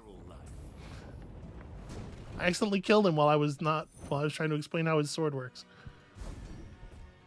Okay, yeah. That's a perfectly good reward. I'm happy to have it. I think once again, let's just pour some money into the Artisan Dunes here. It's just like roll these numbers upward. You know how I love when number goes up. Get the base value of that Gatling gun somewhere into the stratosphere if we can. We are at this point starting to run a little broke, so maybe we do we take a free loot item or a free haste item? I would probably just get rid of the haste item. So show me cool loot. We could take plus 32 damage. I mean, that's not nothing. Reroll the encounters. I do think we're probably taking the sharpening stone. The question is, which thing does it go on? I think the answer is we're gonna use it to bump the razor bow, because this is the damage value that the razor bow deals whenever anything on our board crits. All right, let's see. Will we take home a victory against this Vanessa, or is she going to send us to the loser zone? We're out to dethrone a king, not to squabble with nobody. So she's got some scary skills. She's got a big fucking ballista. Whenever you use another ammo item, this gains +1 multicast. Uh-oh. Uh-oh. Well, a really, really good early freeze. I don't know if y'all saw where that landed. Next time, boys, less blunder, more plunder. Okay, so remember the frost fire? When our first burn went off, it froze her giant ballista for 2 seconds. And when the fight ended, the ballista was just about to go off with 17 points of multicast behind it, which would have been... I wasn't paying attention to my health bar. I was watching her stuff. Hold on. Let's replay it one more time. Would that have been enough to kill us? Did we have any shield? Because her other items are dealing damage. Yeah, no, that definitely 17 times 500 damage would absolutely have cut it. Well, that was actually tremendously lucky. Had a rough town with this one.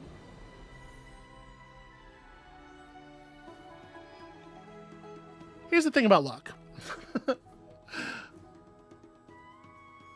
It would be hard to say that run was entirely a skill-based outcome, but you know, like in a game like this, they never are, right? There's always a tremendous amount of variance in these games. And part of the skill of these games is setting yourself up to be able to get lucky. And to take advantage of what luck finds you. I'm going to pretend that means that I did that. All right, so we get to take home a whole bunch of treasure. Hooray. Also, I do believe we did accomplish all of our missions.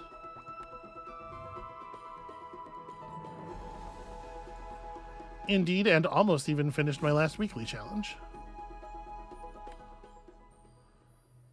So if we go to our prize pass, we collect up. All right, lots of loot earned. That was fun. I hope everybody enjoyed that. We're going to do one more thing before the end of the stream here today. So let me just pop us back to the gas cave while I fix stuff up. I hope everybody had fun. Pop us out of this video game. That's The Bazaar. For those of y'all who are not familiar, it is on Steam. It is available on Steam and also other ways. It's going to be on mobile soon. I don't have any idea when, because they don't have any idea when. But it is a cool is a cool game that I like. So we're transitioning here into another cool game that I like that I have played on the channel a few times in the past. This game is called Train Valley 2. Let me get it all up on the screen for you. This game is an efficiency puzzle delivery game. There's not a lot else that's like exactly like it. You'll see here. In addition to the many, the 50 or so levels in the base game here, and of course Steam Workshop access for, you know, access to whatever people's minds can think up, and there are some very active level builders in the scene. The game has so many expansion packs. And this one came out not that long ago. I've been picking away at it here and there over time, and I'm in the pretty late levels, but obviously I haven't completely finished it. So let's take a look at just the next level in the line here. Mecha cows, please. Yeah, let's make some mecha cows. So what is this level about? I do like a mecha cow. Fair enough. Here's a chance to build one or two, along with some additional puzzles to solve. So in addition to having some delivery goals that we are going to have to meet, there are some additional stars available for scoring. And of course, you know me, we got to get all these stars. So send out only fully loaded trains, no trains that are partially full.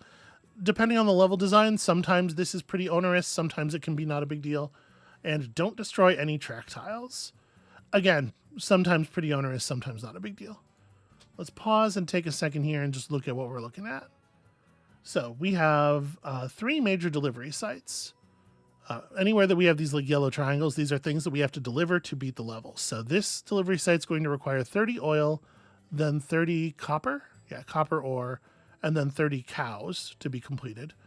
This one's going to require 30 grain, and then 30 coal, and then 30 of whatever this is, iron ore, sure, not a big deal. And over here, we're going to need 30 cattle, 30 machines, and 30 of the glorious mecha cow. So first of all, the mecha cow factory is going to require $250 worth of investment before it even exists and can be used. Secondly, I can't help but note that there's only one way to this town. It's in like a little mountained off valley, and the train tracks on the way there will not allow cattle or big machine tools through. So we're going to have to assemble our machines and cows into mecha cows, and then on the other side disassemble them. We will just remove the machine parts from the cows and get out perfectly functional cows, I guess, is how that's going to work. It sounds like the audio is maybe a little quiet here. Let me nudge this so y'all can... Okay.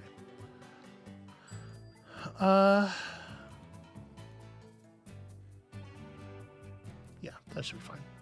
Okay. So, we have 3 train engines here. Each of them has 5 cars and a certain speed. They are upgradable, and upgrading them will increase the number of cars each train engine can carry, and also will increase the overall speed of the train. So, as far as efficiency gains go, that's pretty significant. We have stations for producing all of the things that we need, and the way we get the things out is we put in the precursor elements. So, for example, this station here will produce oil if we send it workers. At a rate of 1 worker spent, never to be seen again, produces 1 unit of oil. And we're not going to ask any more questions about that process. So that's how we're going to start. Now, train tracks can only bend so quickly. There's a maximum sort of turning radius here. And there's all these big decorative pools. So the way we're going to have to connect this is going to look like that. This place over here. So these stations, you can see they are just producing workers over time, naturally, through a process that doesn't involve me, and so I don't have to ask any questions about it. So we're just going to run this down here. It's not quite, we don't quite have enough money to build enough track to actually connect it to this stuff, but that's fine. The first time we deliver a trainload of workers, you can see here, I'll unpause the game. Each time a trainload of something gets to where it's going, it makes you money based on what was in the train and how many cars of it. Workers are $1,000 per car full of them. So as we deliver some workers, we'll make some money, which will allow us to finish building the train tracks here. Okay. We'll start sending people out of there as well. We had to be very careful not to send out any partial trains for some reason. It's very important to the level designer that all the trains always be maximally full of delicious human workers. Delicious, perfectly expendable human workers. But this is how we'll get things started. Before we go too far into the puzzle, I really do want to pursue upgrades as quickly as possible. So you'll notice all the things we need to deliver are delivered in 30s, which means that we can get there evenly using 5-car trains, but we could also get there evenly using 6-car trains. So I would like to upgrade to 6s as quickly as possible. First of all, just so that we have to use, fewer trains to do the same work, but also because they go fast. And if efficiency be your goal, go fast be the name of your horse. That's a business tip I learned from a pirate, it sounds like. And who am I to question it? I'm no expert. I wouldn't even know how to begin to keelhaul someone. So we're going to need to make some track up to here. Well, hold on now. I'm at 45,000 gold. It costs 25,000 to upgrade a single train car, or upgrade a single train engine. Do I want to just keep pumping people into these? Because we need 30 oil to deliver here. But we're also going to need oil to make polymers. We're going to need polymers for our wiring. And of course the mecha cows are going to require wiring, because wiring is part of the machine tools. So overall, if we need 30 mecha cows, but we also need 30 mecha cows to make the 30 cows and machine tools on this side, so 60 mecha cows, we're going to need 90 total polymers, which is going to mean 90 oil. And each one of these, each station can hold up to twice the maximum depicted amount of, it can hold 30 oil, but it can also hold 30 of each component part on top of that. So we could just keep pumping people into these stations until we hit 75k, and then start building outward toward places that will take longer to get to. And it will be better to go to them because we will be faster, like the pirate said. When we were having that conversation, I was like, this feels plot relevant. I can't quite put my finger on it. It just, sometimes you have a conversation that feels that way.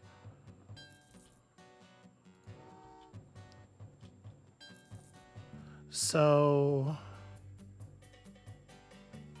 I guess there's not really a reason to, if I'm going to just hit the double up on all of these, there's not really a reason to wait on upgrading the trains. As long as I'm just being smart about it. We're going to end up with some kind of weird ragged numbers in some places, but again, everything running faster. Faster is better. More thing is more good, as they say in business.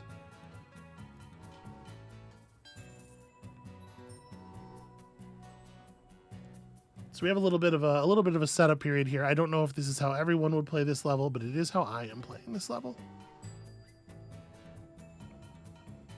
I have my own little idiosyncrasies, and we all just have to deal with them. And by we, I mean you, the viewer. All right, so that's going to be enough to totally max out the oil. Keep running people down here as well. But now that we've got all of our train cars upgraded and a little bit of cash in the bank, let's build the track that's going to take us out to here.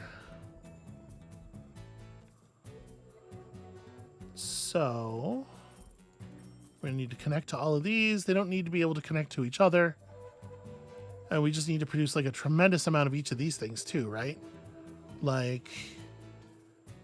Copper ingots are used in the wiring. What are these? Steel slabs are used in the production of steel plates. So we're going to need 60 of each of these because we need 60 mecha cows.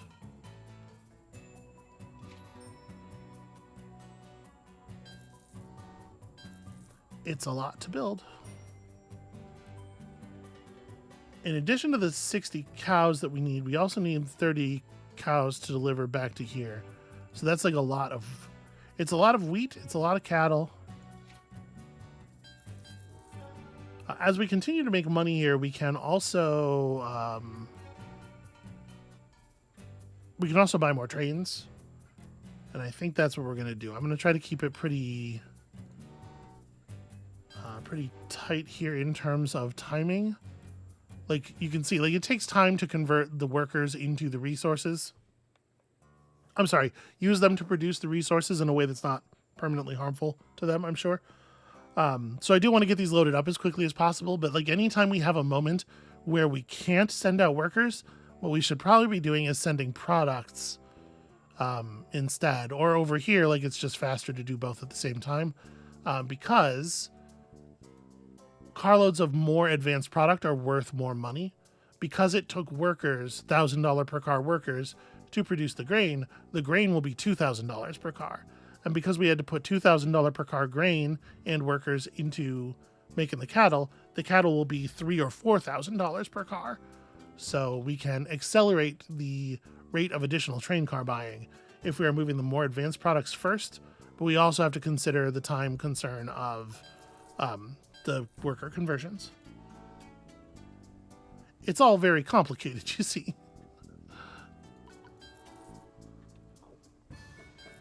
And it costs 75,000, right? Because it's 50,000 to buy, 25,000 to upgrade.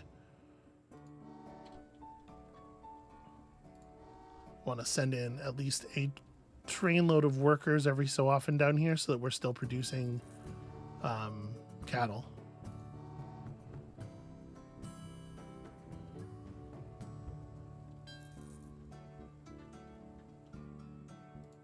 Yeah, that's fine. We got 2 more trainloads of this. We got some workers built up, so let's distribute some workers. Okay. It's relaxing, right? It's normal and relaxing. It's very sensible and normal that I like this.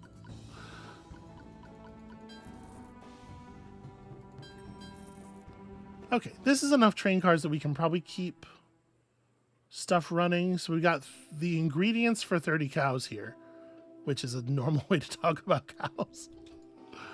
But I mean, we should just go ahead and fill that up all the way, right?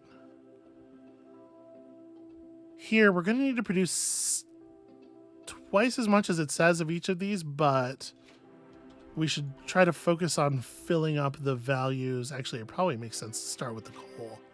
I should have started with the coal. Just because there's so much of it to make.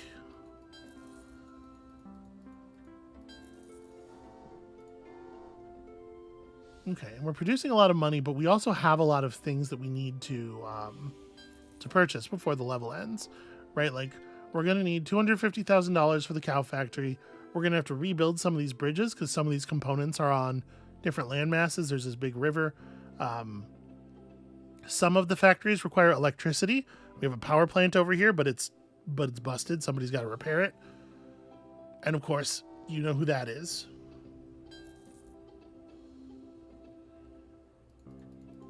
So let's just keep sending stuff along. We can move another thing of oil here and meet that goal while we're waiting for the people to regenerate.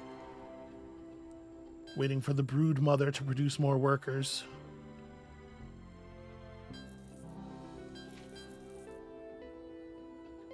Yeah, so I've been playing this game for a very long time. I don't remember exactly when it initially came out, but it's just like, it's one of those things where I looked at it and I was immediately like, oh yeah, that one's for me. I don't know, like I'm sure y'all have that, right? Where it's just like you can, the vibe, you can look at a thing and be like, ah, my vibe is present. The vibometer, it's ticking. The vibometer is like a Geiger counter in my head. It's its basic functionality. All right, so we're gonna need to get things around this mountain wall. On some levels, you can like build tunnels and stuff, but we don't have the tunneling tool. here, so no tunnels for us. When we build our bridge, we're going to need to attach the bridge to the rails here. So I'm going to build this like this. That should leave room for the bridge to connect to the railway system using these 3 spaces there, and for us still to be able to build north off of this edge of the rail system so that we can connect to points beyond here. Do you think that in my head the vibometer works like a Geiger counter because I consider my own interests to be functionally radioactive to normal people? Hard to say. I'm weirdly self-conscious about liking games that I know are very popular. Like I know there's a lot of people who play this game, so.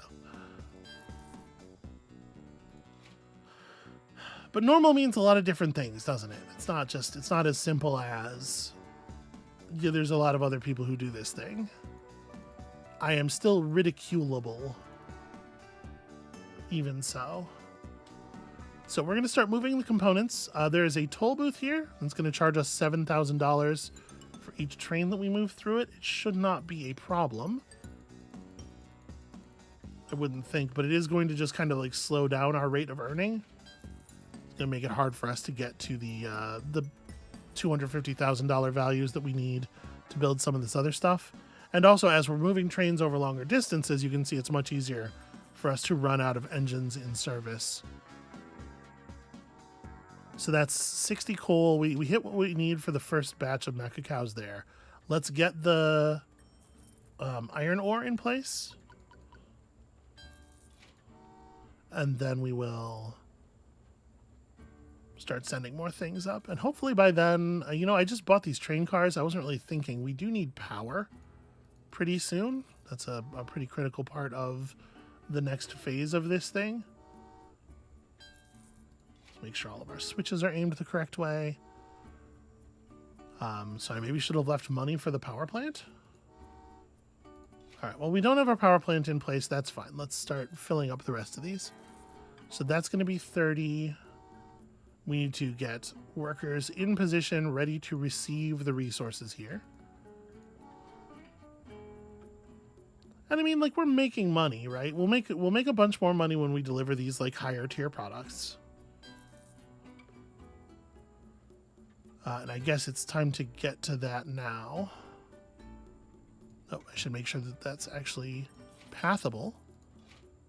So like part of it, right, is making sure that you have all the resources running in the correct directions, all the appropriate track switchers, all the switches on the tracks set to the correct directions. Things are ready to receive the goods that they need to receive in a relatively timely fashion. Because it's not just about getting it done, it's about getting it done quickly, right? Like 3 of the stars that you can earn are based on how quickly you get the level done. And you know how I feel about my stars. I feel about my optional achievement indicators.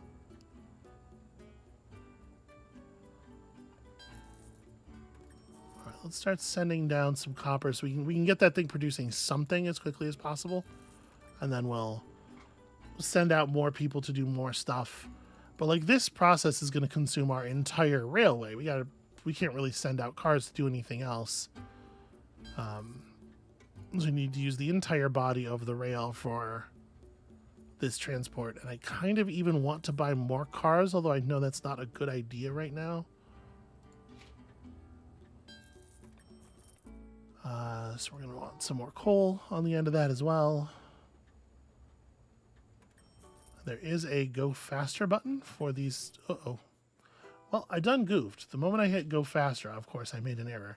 Remember what I was just saying about needing to make sure all the switches are in the right positions?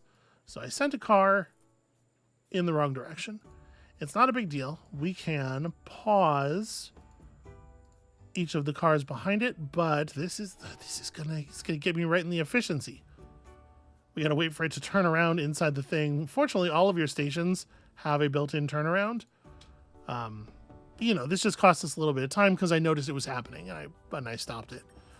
It's much worse if you don't notice that it's happening and you have two trains crash into each other as one of them is doing the turnaround.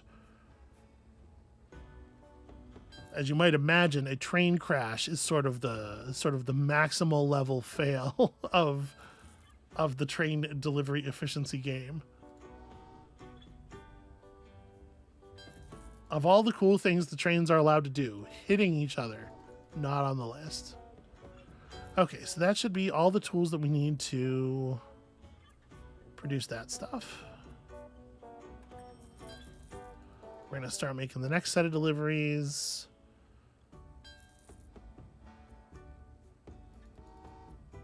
And, you know, as soon as we're done with that, like, how expensive is it going to be to build this bridge? 22K? That's not so bad. Got together the money for the repairs there. Oh, except that was a little silly. Because we do now have to, we still have to make the toll. I should have waited until we had a little bit in the bank. This train clearing will make the money for that train to get through. And then we're going to real quickly send... You guys are going to have to hold on a second. And you too. Okay, real quickly send some people trains through here to produce a little bit of quick cash so that we can get these guys delivered to here. Oops.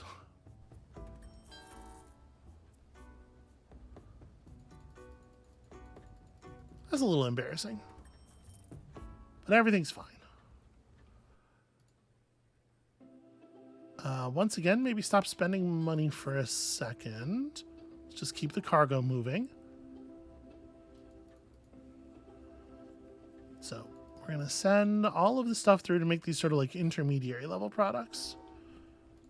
We still need to deliver bodies to here as well. So let's get some of that done. Just trying to make sure we're making optimal use of all of our engines. I want all of the engines running carrying something, if they can be running carrying something.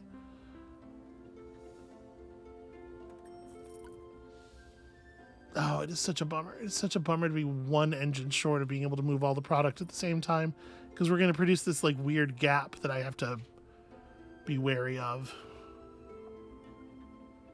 I can't really like send out other trains in the middle. We're going to try to squeeze a little bit of fill up here into the middle of this formation. But we do need to start powering the power station as well. So that's going to require workers converted directly into power, just like in real life.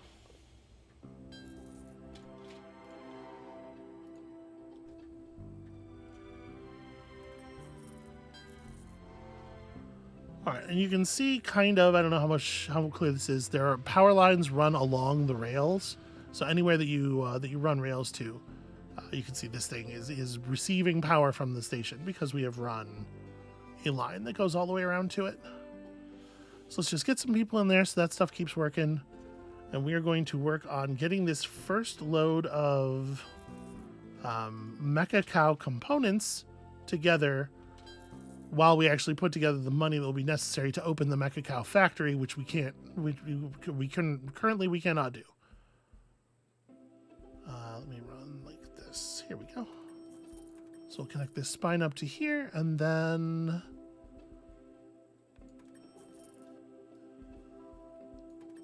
they've helpfully built out some stems for us. So these two components then end up having to go back into this station. Okay.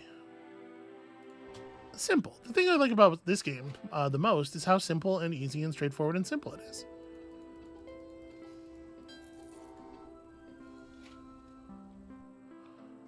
Let's jam a couple more people into that power station. You can see it takes a while for them to get expended, so I don't want to have to think about them again. Is my main thing. I want to pay as little attention to that as possible. Human attention is a limited resource, and I need mine for other things. We are doing other stuff right now. Okay, so we want to get 30 units of human work delivered up to there. And then we also got to get the copper ingots going. We have enough money to... Okay, apparently that's all the train cars, all the train engines that we are allowed for this particular mission. We can keep running some of this.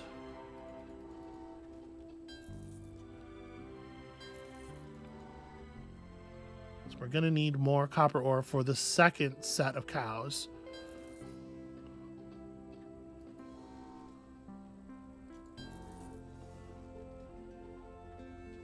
And I'm sort of interleaving the ingredients here. Instead of sending all of the copper ingots, I sent some of them, and then we're going to send some of the polymers, so this process can get started earlier, and then they can already be working while some of the goods are arriving.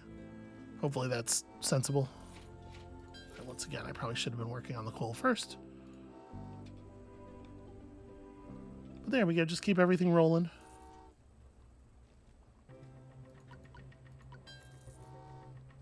I sure wish I had like a couple more trains.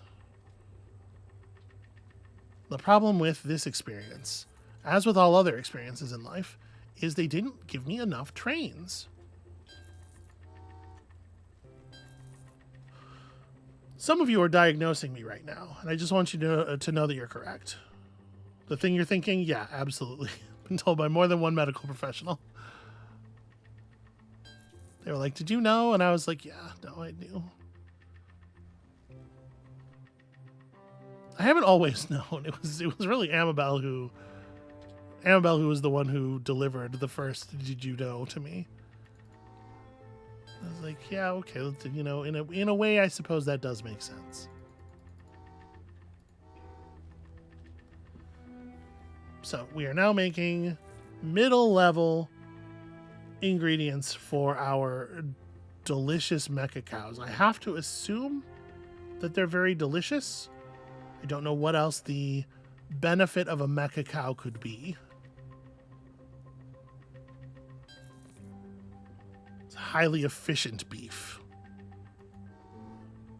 Milk with mathematical precision.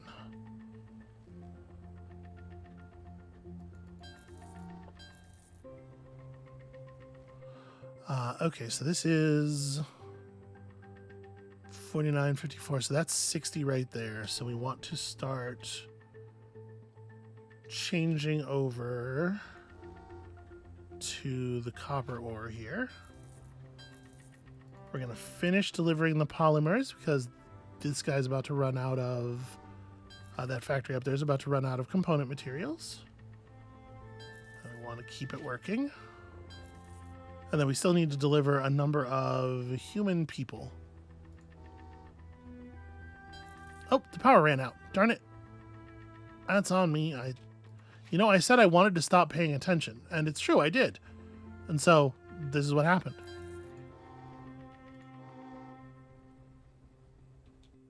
Oh, that is not the right... Okay.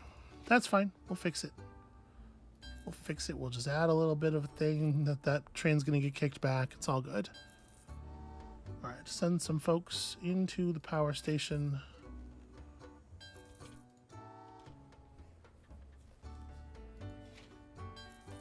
All right.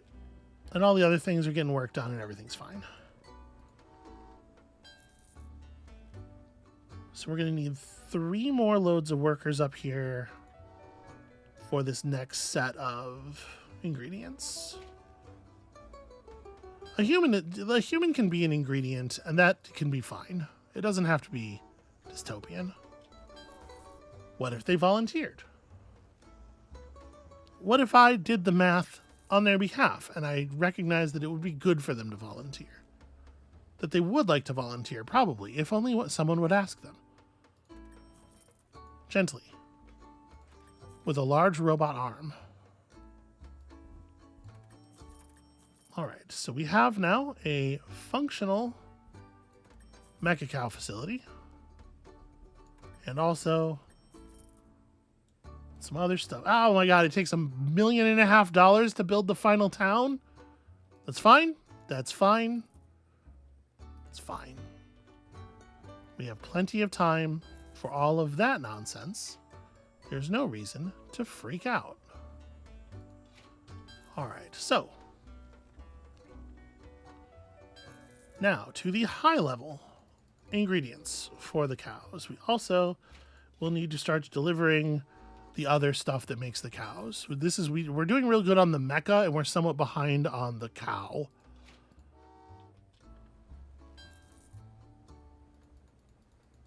Or rather, the cows, I guess, realistically, the cow's finished, but there's just a lot going on. How are y'all doing? How's everybody enjoying this? All right, so cattle run like that, delivering more people to the power station because the power station needs more people. And then we have plenty of money in the bank, so there's no reason to hold off, I think. We can just start running trains of this stuff. Yeah, I want to have a couple of sets of non-machine tools ingredients loaded up so that when the machine tools start hitting, they start building immediately, and then we can run the rest of the people and the cows in. But for the moment now, I think our primary concern is going to be getting this stuff communicated to start the second batch of all of this. So, to that end, let's go. And also, we're going to need some workers in place to start the working. I'd like to get a second one of these going. Let's make sure all of our switches are in reasonable states. Okay. And it's going to be a lot of long, slow train driving again. Remember how it was like a lot of long, slow train driving for a while there? This time we are maxed out. We can't really we can't accelerate this process too much more. And I do want to make sure that the machine tools shop over here is still building the machine tools. So that's enough coal for the first thing. I should have interleaved these trains a little bit better. We could have saved some time here. But whatever, it's fine.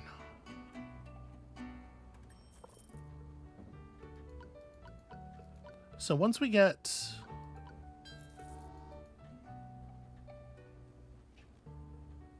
all this stuff committed, we still need to actually get some more of the basic resources for delivery to these towns, but that is such a distant concern. Okay, so that's gonna fill up that station. The next couple of trains I'm gonna have run over here. I don't know exactly how long any of these processes are gonna take. Sometimes stations take an unusually long time to do their tasks. It's the thing the puzzle builder, the level builder sets when they create the level. So it is a good idea to make sure that you're giving yourself lots of window for that, lots of room for things to suddenly be weird and slow. Which is why I'm trying to get half a step ahead on everything. Let's just send a few more people through here. Make sure that the power is going to keep running the whole time we're building stuff. And this will also give me time to start seeding this stuff. Oh, I need oil. I need polymer. Oh, okay. I am considerably behind on a component because I forgot about it.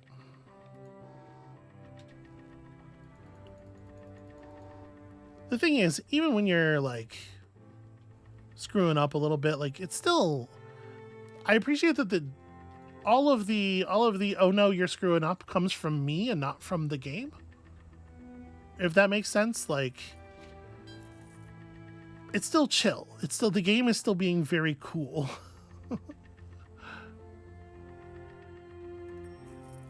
And I forgot to interleave these ideally as well. Video games are hard, you know?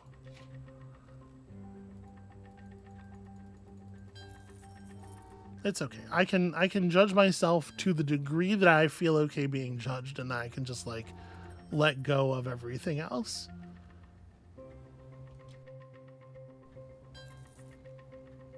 Alright, so I'm gonna run this many of these. We may as well finish it.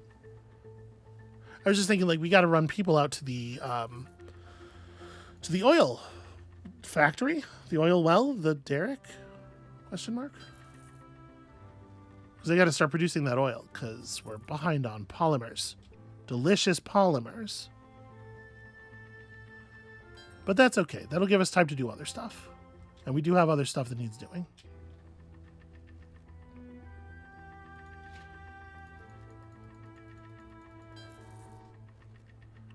It's all going to be fine.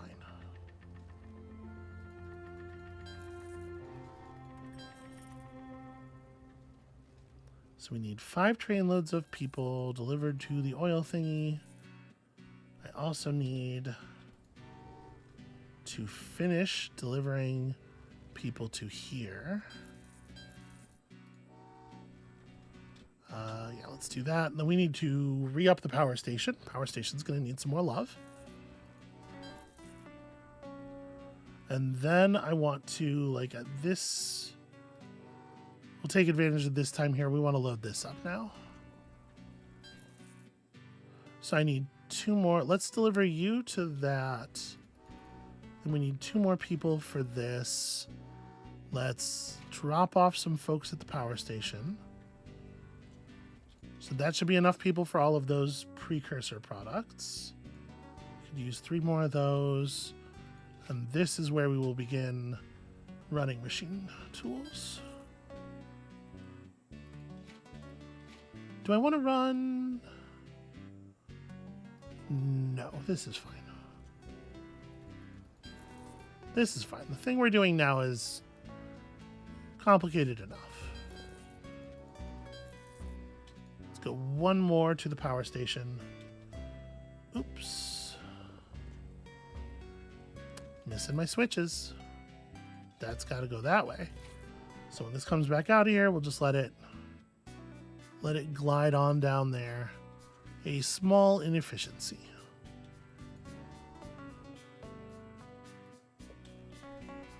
All right, let these start generating.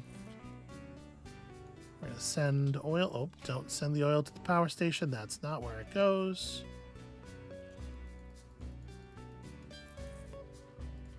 That when the oil gets here, we need to have some people ready to start processing it. Because again, we are behind on our polymers. I think I'm probably going to have to pause this first oil. Yeah, I sent this like way too close together.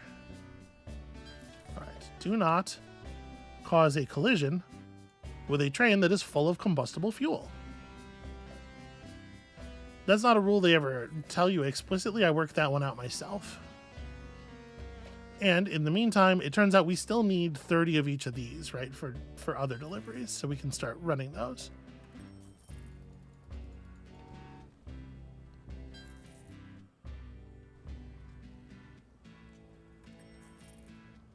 All right, as soon as we have space here, let's run 1 more unit of cattle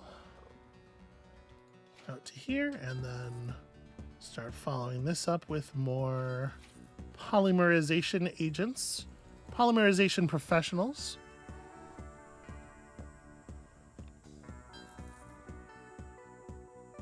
I think it's probably time to move the rest of these out.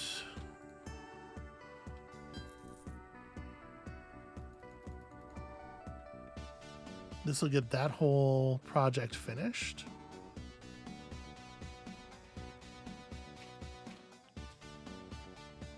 Down along the bridge, although we do need to send more humans to that process as well. Every factory is so hungry for flesh. You know, it's a real nightmare. For them, I mean. I assume it's not great to, you know.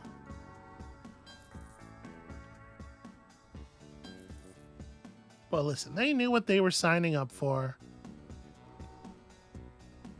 when they accepted the ritual marking. And I'm not gonna baby them. I'm not gonna strip them of their agency. They made choices, and now they will not live with them, but you know what I mean. Exist in the land of their consequence.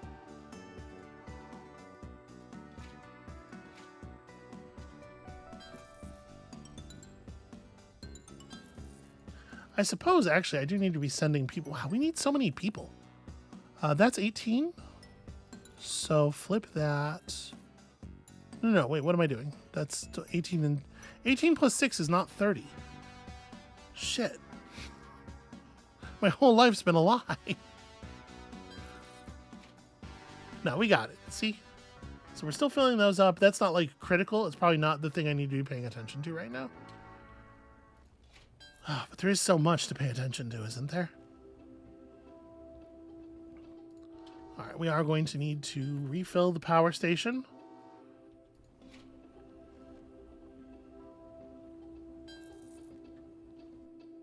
Our power doesn't run on nothing.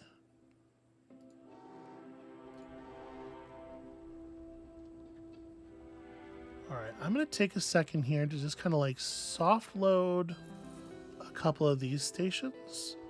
And then we're going to start making moves in this direction because I don't know how long it's going to take for this stuff to process, and we want to get that started too.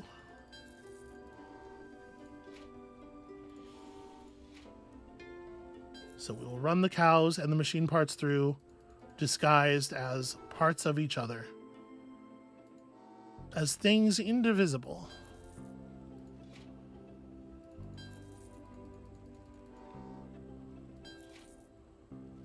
Okay, so that's all running. We got all those people. We still need a little bit more coal.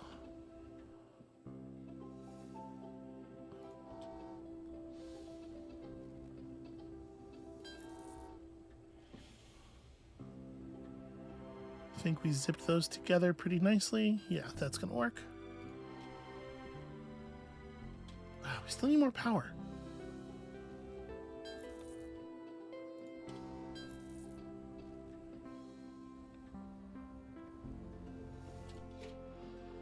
Okay, let those things get started, and let's, while we continue to generate power,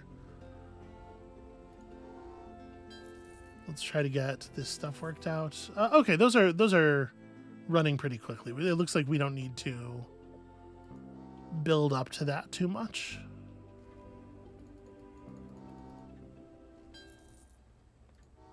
Let's run one more person out to the power station before we finish generating our other stuff. And, you know, we're doing okay on time. So in order to get all 3 stars, we have to finish the level in before the mission timer reads 35:30. And I think we're getting it. I think we're on track. This is obviously a more complicated level, but it's later in the DLC pack, so you would expect that.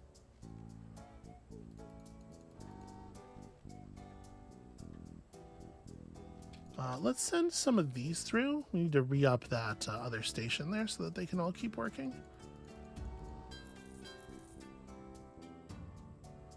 Okay, that's 30. That's all that needs. We may still need more people, but let's get this powered at least. We can get these things fed through as well.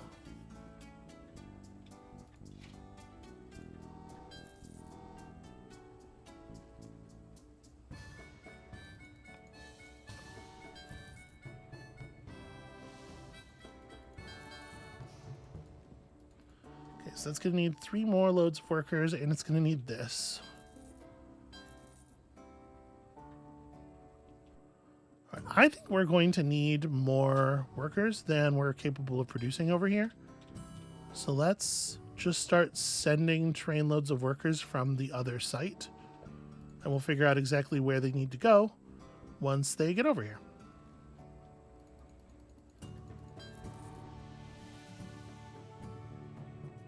Actually, I know exactly where they need to go. We need to just feed them directly to that. So between these two, we got to switch that. No big deal. Easy doing.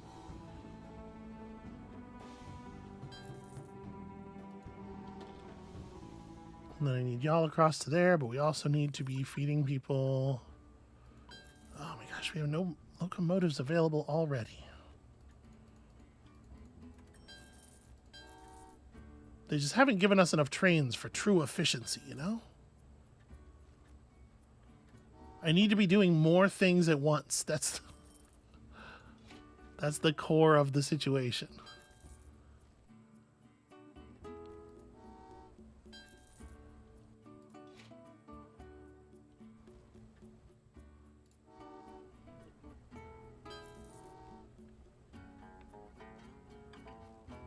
Okay, and then we still need actually to send a lot of people through.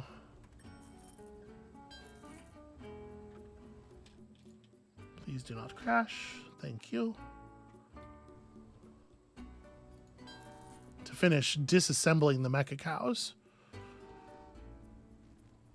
A critical, but one has to imagine, somewhat messy process.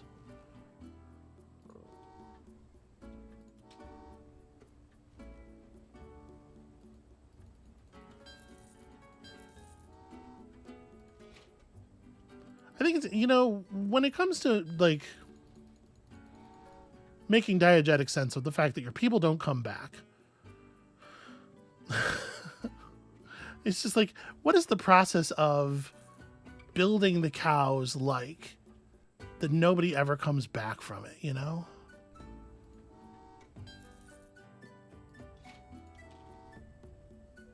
Everybody who does it is just like, oh yeah, I'm never working for this company again. Or perhaps is incapable of ever working for this company again. You just I can't help but think about it.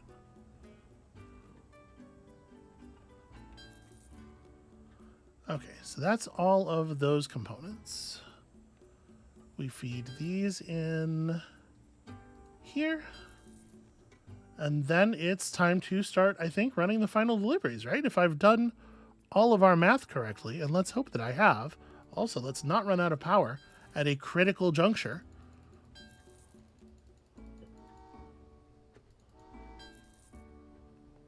And of course we have run out of power at a critical juncture because I am a fool.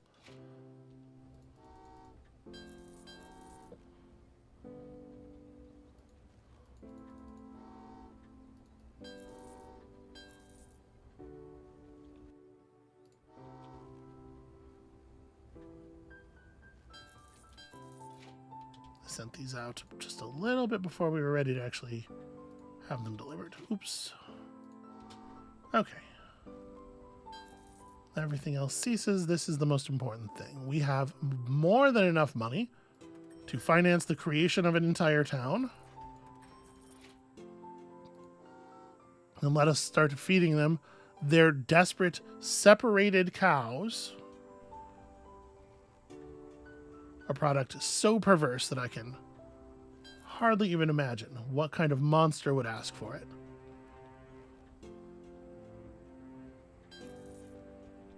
Then we're going to have to run like an awful lot of other stuff over here. All right, making sure the power stays powered. I guess we may as well start these trains because this is going to be a long run.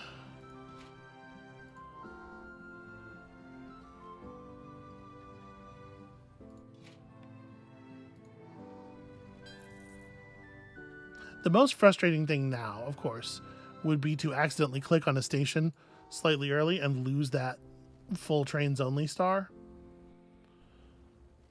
It's part of the reason I don't like those ones. The ones that can just kind of like fail due to very silly little things at a very late moment in the run.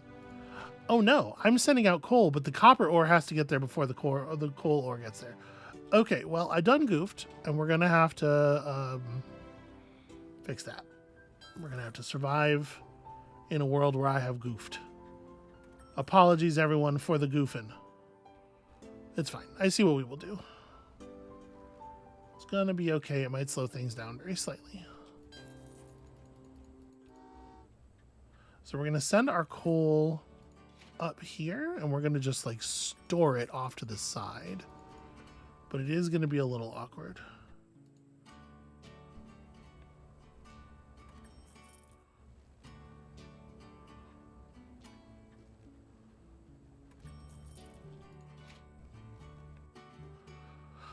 Yeah, that's a real bummer. I wish I hadn't done that because we could have been running the last train load of other stuff here instead. It's cool. It's cool. Everything's fine. So here comes the iron and the rest of the coal. You gotta read the instructions. They're pictures. They even made it pictures, like a Denny's menu. And I still couldn't quite get it.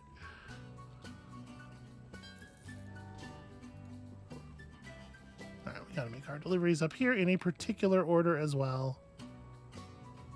Oh, I'm supposed to have 30 more cows than I currently have. Uh-oh. This is a mistake that we have time to fix. But it is going to mean some amount of sitting on my hands. I'm going to feel very silly about this.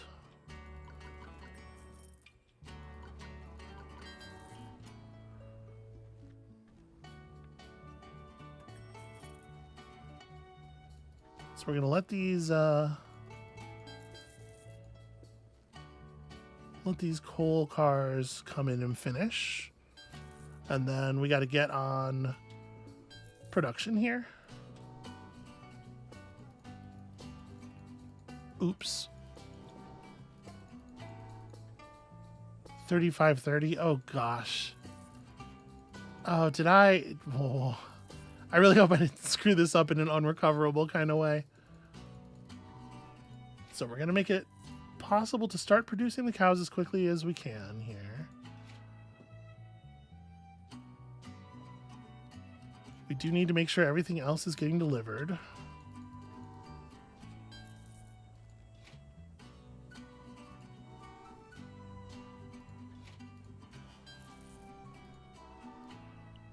Interleave these production processes as much as possible.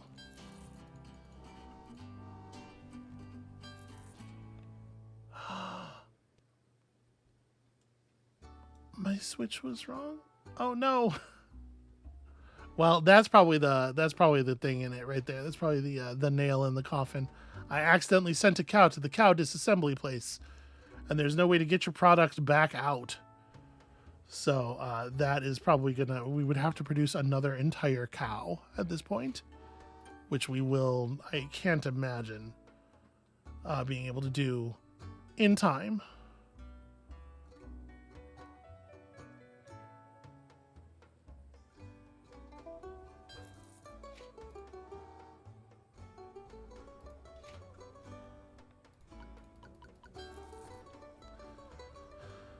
That's very disappointing. A 4-star score. These things happen.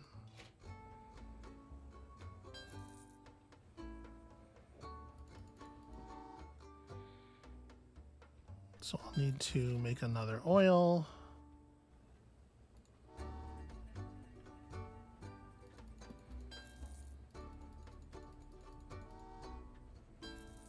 And see, it's very easy to like lose track of just like a thing somewhere. We will need one more copper as well.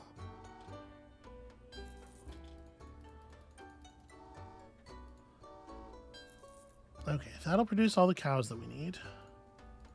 At this point, let's go ahead and run the rest of this stuff back in here.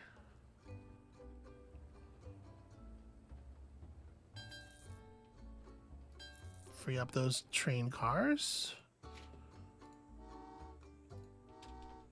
Start moving everything out.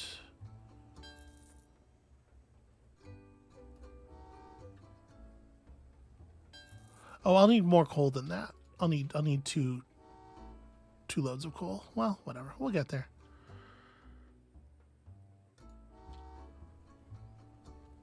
Oh. Switch that. Feels like that could probably have derailed a train, huh? Moving the switch while the train is over top of it. That's got to be bad railway etiquette.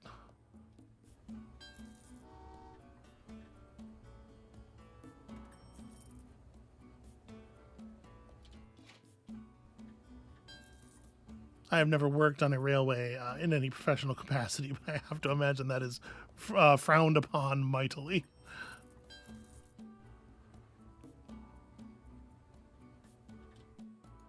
May as well finish running these.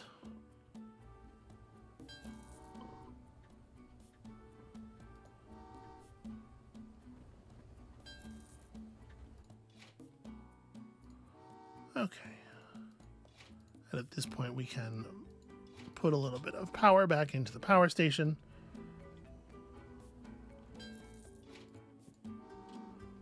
Also put exactly one person into each of these, one train load of people into each of these things.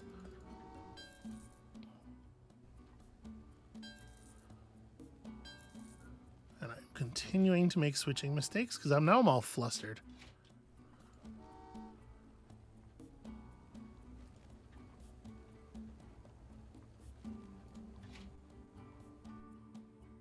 Okay, there we go. The coal is finally going in the correct direction. In the interim, that also means we're going to need another cow, doesn't it? So we can send a guy through here real quick. This coal can go there.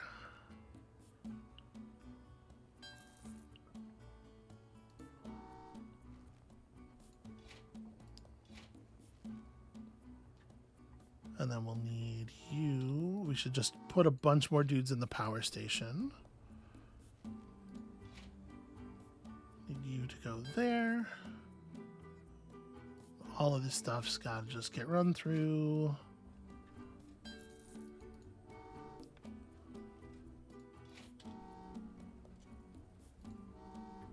We're probably not going to miss it by that much, but we are going to miss it. What a shame.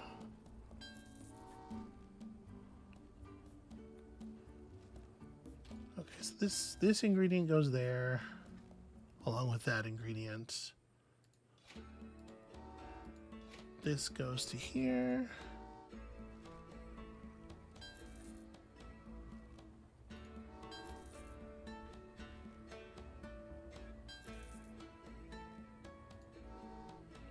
All right, and we're making our final deliveries anyway, apace, you know, it's happening.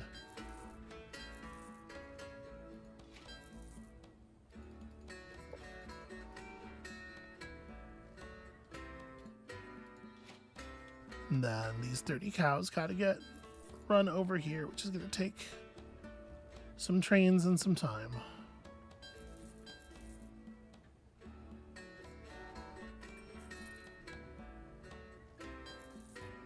We don't need to disassemble these cows, so we don't need to send people through to that cow station. So at this point, we are good as soon as these things finish cooking.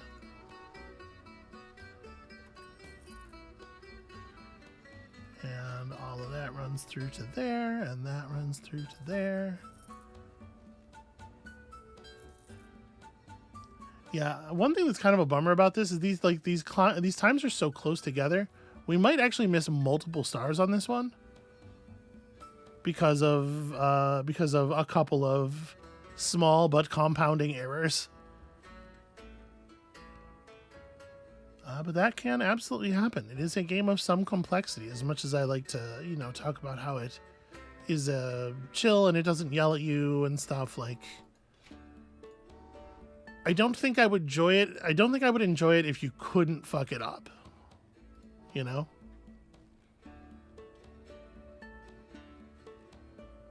So we'll just send through a bunch of people to the power station. It doesn't, at this point, matter too much. We just need the station to stay on long enough for this last batch of mecha cows to get delivered.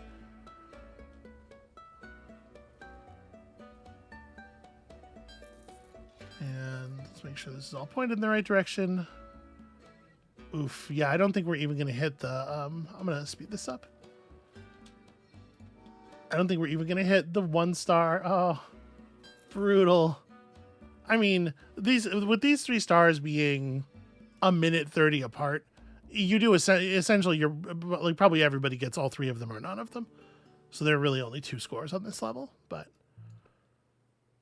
yeah, that's like a Train Valley 2 level. That's a little bit more complex. I've played the game on the stream a couple of times, but it's always been like earlier in a DLC. I've not really shown, I think, levels of that level of complexity and stuff. So yeah, we're not going to run another one, but I'm just going to like peek my head in here. Let's see what this looks like. Defeating monsters requires a tremendous amount of money, and so does passing through the toll station or building up your network around that wildly uneven terrain. Nothing like running your own railway empire and throwing spare cash at all your problems. So a much tighter mission timer here. Earn money, spend money. These are probably basically like free goals. Some people prefer to make their last 2-star goals essentially just things you don't have to worry about, just figure the level out. Other people prefer them to have a level of difficulty or create interesting restraints. But there is some kind of giant monster plant that is eating a railway car here. It's causing some havoc. And yeah, you can see like at this level, a lot of them have like this kind of complexity. Oh, see, there's a monster here. So like the idea is you would build through this, right? This is defeating the monster. Yep, and each one of the tiles through the monster has some $200,000 cost to get through there. So you're trying to figure out how to make enough money in the like small areas that you have access to be able to clear the large, expensive problems out of the way of the other things that really make all the money. Yeah, there's lots of different kinds of levels, lots of different kinds of challenges. I just really like this game. I have so many hours in Train Valley 2. Anyway, hey, let's head back to the gas cave, shall we? I think that's going to be the video games portion of the stream. But of course, as those of you who are familiar with our stream know, that is not the only portion. Hey everybody, it's the post. Welcome to Phase 3. It's the post stream where we do the post stream thing. We listen to gentle piano tunes while talking about something that we've engaged with, that we in the last week or so, that we love. We share cool things to for each other, and just like help other people find things that they may love, so we can all have cool, good times. A lot of the Witch says this reminds me a little of that Space Planet game with the little resource planets. Cornflake says Space Birds. Space Birds is a thing I definitely have my eye on. I'm very curious what that's going to look like when it's out of early access. But I think Lana's referring to Slipways, probably. Yeah. So if anybody's got some cool stuff to share, cool stuff that they are aware of, I know that Teenage Sex and Death in Camp Miasma is hitting theaters now. It is available for people to see it. Jane Schoenbrunn is one of my absolute favorite film directors. If you are not aware of this movie, if this is not on your radar, having not seen it, I'm going to say go see it. It's probably going to be incredibly rad. It's going to be very queer, of course. So let that be your guide if that's the kind of thing you need to get to right now. I suspect for many of you it probably is. With many of the people who enjoy the energy here are probably going to enjoy that as well. Cornflakes recommends the game Amid Evil, a very pretty boomer shooter, and also Kittens, just kind of conceptually Kittens. I get behind that. Kittens are pretty good. I have a couple of recommendations, some media that I enjoyed this week. For one thing, I watched a movie yesterday that really kind of gutted me. I think it's very, very good, but it was. I was expecting it to be lighter. It's called The Invite. It has recently hit streaming services. You may well be aware of it, but here, let me pull this thing down.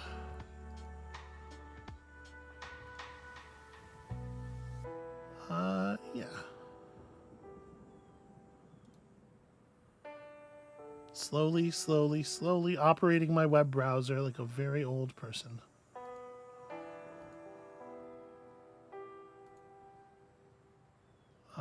Wow, why is this so tiny? Okay, here we go. The Invite. This movie, sort of a dinner, a take on a particular kind of dinner party thriller, starring Seth Rogen and Olivia Wilde and Penelope Cruz and Edward Norton. It's not exactly a remake, but it's heavily based on a Spanish film that came out a couple of years ago, and it is a whole Olivia Wilde joint. She did the screenplay, she directed it, I believe, or she helped with the screen. I don't know. It's an Olivia Wilde feature, which usually means both directing and screenplay stuff. But it was great. It's as you might imagine from the cast, it is funny, but it's also a lot of other things, and it's very intense, and it did make me cry quite a bit.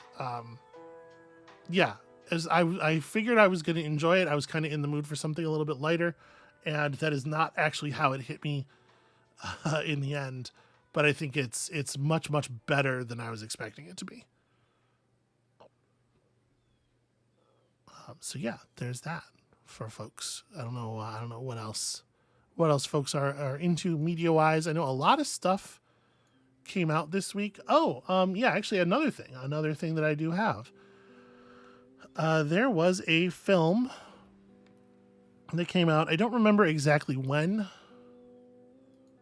But it's just gone on to Shudder. A film called Buffet Infinity. It is sort of a weird horror film told entirely in the format of like,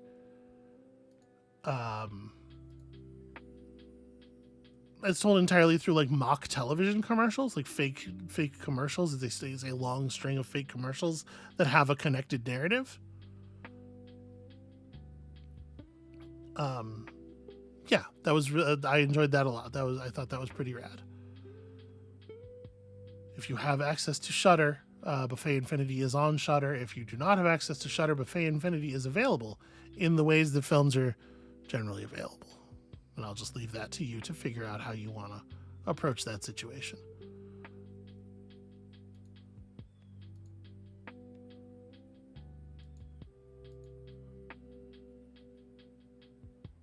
Cornflakes also says, also the musician After Cooking does enjoyable stuff. Did a funny Captain Jack cover this week. Oh boy, I haven't thought about Captain Jack in years. I was kind of on the periphery of this. I was never super into it, but I have a lot of friends who are very, very, very into DDR and the the sort of like expanded universe of DDR likes into the groove and whatever, all that stuff. And so I have heard a lot of Captain Jack and remixes of Captain Jack songs. It's not necessarily my brand, but a thing that I am familiar with through proximity and osmosis. BVDDH says, Deadlock got his claws back in me. Started another run of Quasimorph on the intended difficulty. Hey, Deadlock is so cool. I've been watching some competitive, they do there's a YouTube channel that does casts of competitive matches on YouTube, and it is fantastic. I would love to get into that game, but I have a thing with like, I don't like to play games with strangers on my team. Like I don't have a problem playing against strangers, but if I'm going to do something like that, I really want to be rolling with like a squad of people. And unfortunately, my squad of people for that sort of thing has really thinned over the years.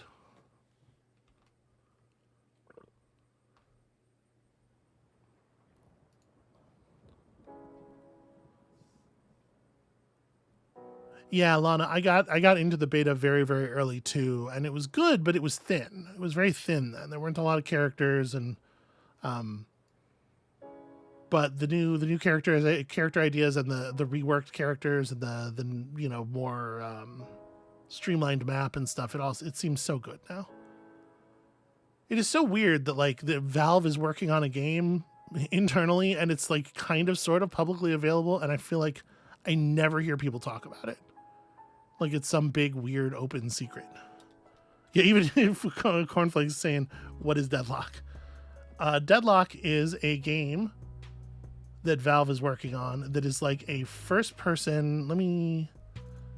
It is a MOBA, so it does have MOBA-ness to it. So if you do not like MOBA-ness, that can be problematic. But it is like a third person shooter MOBA set in like an occult prohibition era almost. The screenshots on the store page are not good for this. It doesn't really show what it is, but it is a MOBA with like full on like lanes and creeps and towers and last hitting and denying mechanics and stuff. Like it is really like when you play it, if you have played Dota, you can really go, oh, it's Dota with the camera down behind your character. And even at the very beginning of the project, almost all of the characters were very clearly just Dota characters with the serial numbers filed off. You could still feel some of that in some of their kits, but the designs have gotten really really cool and weird, and the game as a whole is just absolutely rad. Again, if you are into MOBAs, which I can understand, it has a lot of like really compelling first-person mobility stuff. It plays a lot like, to some extent, it feels like I almost want to say it feels like Apex a little bit, Apex Legends, in terms of the movement, maybe even a little more active. Every character has a stamina meter, and you have certain like moves you can do that deplete stamina, and it recharges over time. So you have like air dashes and double jumps and wall climb mantles, and like it's a very personal mobility and shooting based game. But also at the same time, it is like they found a way to make that really functional as a MOBA, and I just think it is super cool. Also, the art style is phenomenal. It has such a vibe. Lazuli says, I saw a movie for the first time in ages, The End of Oak Street. Very silly, but a nice time. End of Oak Street, rather. Yeah, I'm excited about that. I'm really waiting for that to come to streaming. It just seems like such a dumb, goofy idea. And that's really all I want it to be. That's all I need it to fulfill in order to enjoy it.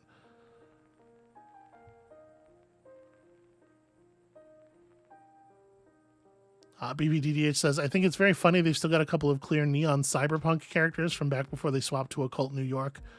I kind of feel like the sort of like the more cyberpunky characters have this like mad science aesthetic that fits very like, you know what, the overall aesthetic of the game reminds me more than anything of the Goon. I don't know if anybody's familiar with the comics character, the Goon.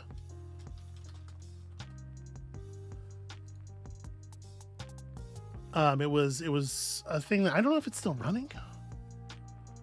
But it came out it started in the 90s. This guy named Eric Powell.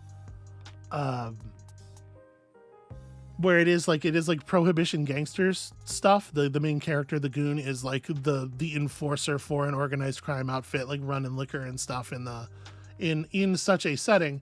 But there are also a lot of explicit like super science, mad science, and especially occult elements. There's zombies. Part of the town is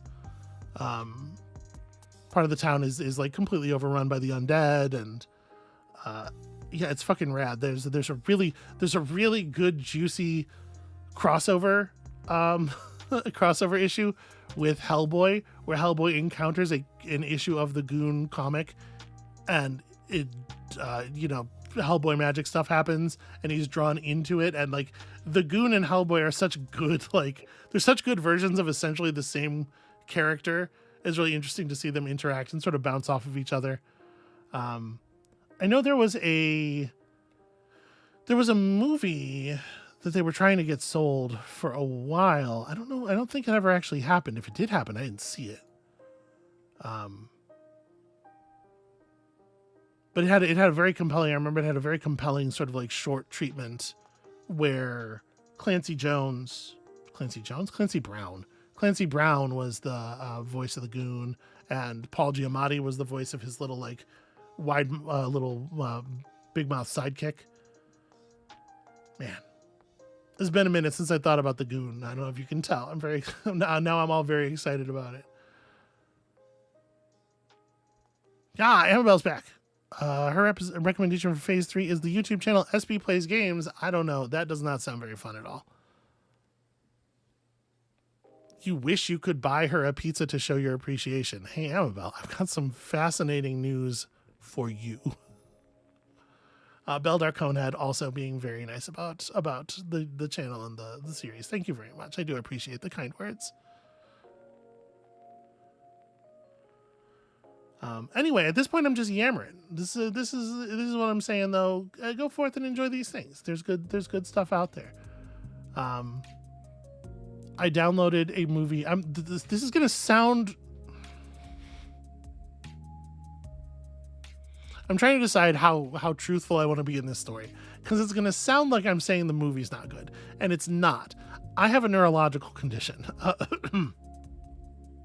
For people who don't know, I have a let's call it narcolepsy adjacent neurological condition, and sometimes I just fall asleep. So I did fall asleep partway through this movie, but I do want you to understand that even though that happened, it is a fucking like rockin' thrill ride, and I'm very excited to watch the back half of it after the stream is over. This action movie that came out last year, I think, called The Furious.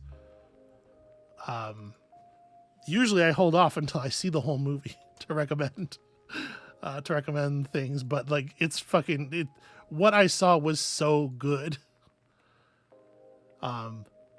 It's a little tricky because there were a couple of different movies called The Furious that came out in the last couple of years from Asia. The one that I'm talking about is a Hong Kong film, but I think the other one is maybe, I don't remember. My Plex got confused between the two, was how I became aware that there were two in the first place. But yeah, it's a kung fu action movie, the kind of movie where some dudes get hit with hammers, you know. And if you're into those kinds of movies, you already know that this is the kind of thing you're into. And it's fucking rad. It is super, super good. It's got Yayan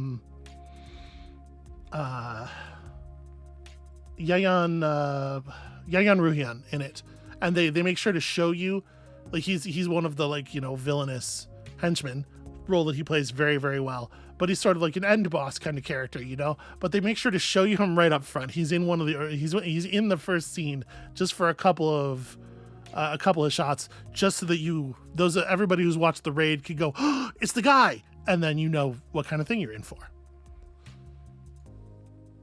Anyway, I'm gonna go. I think that's gonna be a good stream. We all shared some stuff. We all had some good times. I sadly got 2 stars on a Train Valley level that is going to take a minute to fix and replay, but I'm going to do it because I'm like that about it. I hope that y'all had a good time. Come back next week, of course, for more things. There's a special thing that I'm working on that I was hoping to have out already that I haven't got out yet, but it will be coming out. It's going to happen. There will, of course, be more videos. Trying real hard on that stuff. Health issues notwithstanding. I know this week I only put out Warhammer, but that's what I had the ability to do. The other series are not canceled.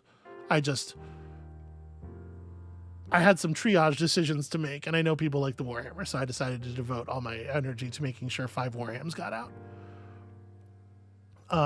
So come back next week for more videos and stuff. Next weekend, another stream. Hopefully, that super special thing sometime super soon. World's a mess right now. I don't know if you've been out there lately. It's a real shit show. So that is why we got to bring, when we go out into it, we got to bring our love with us. Be ready to share it. Be ready to find things that you will love, and you will find that you find them much more easily. And then bring all that good energy back to us and share it next week. And we'll see you then.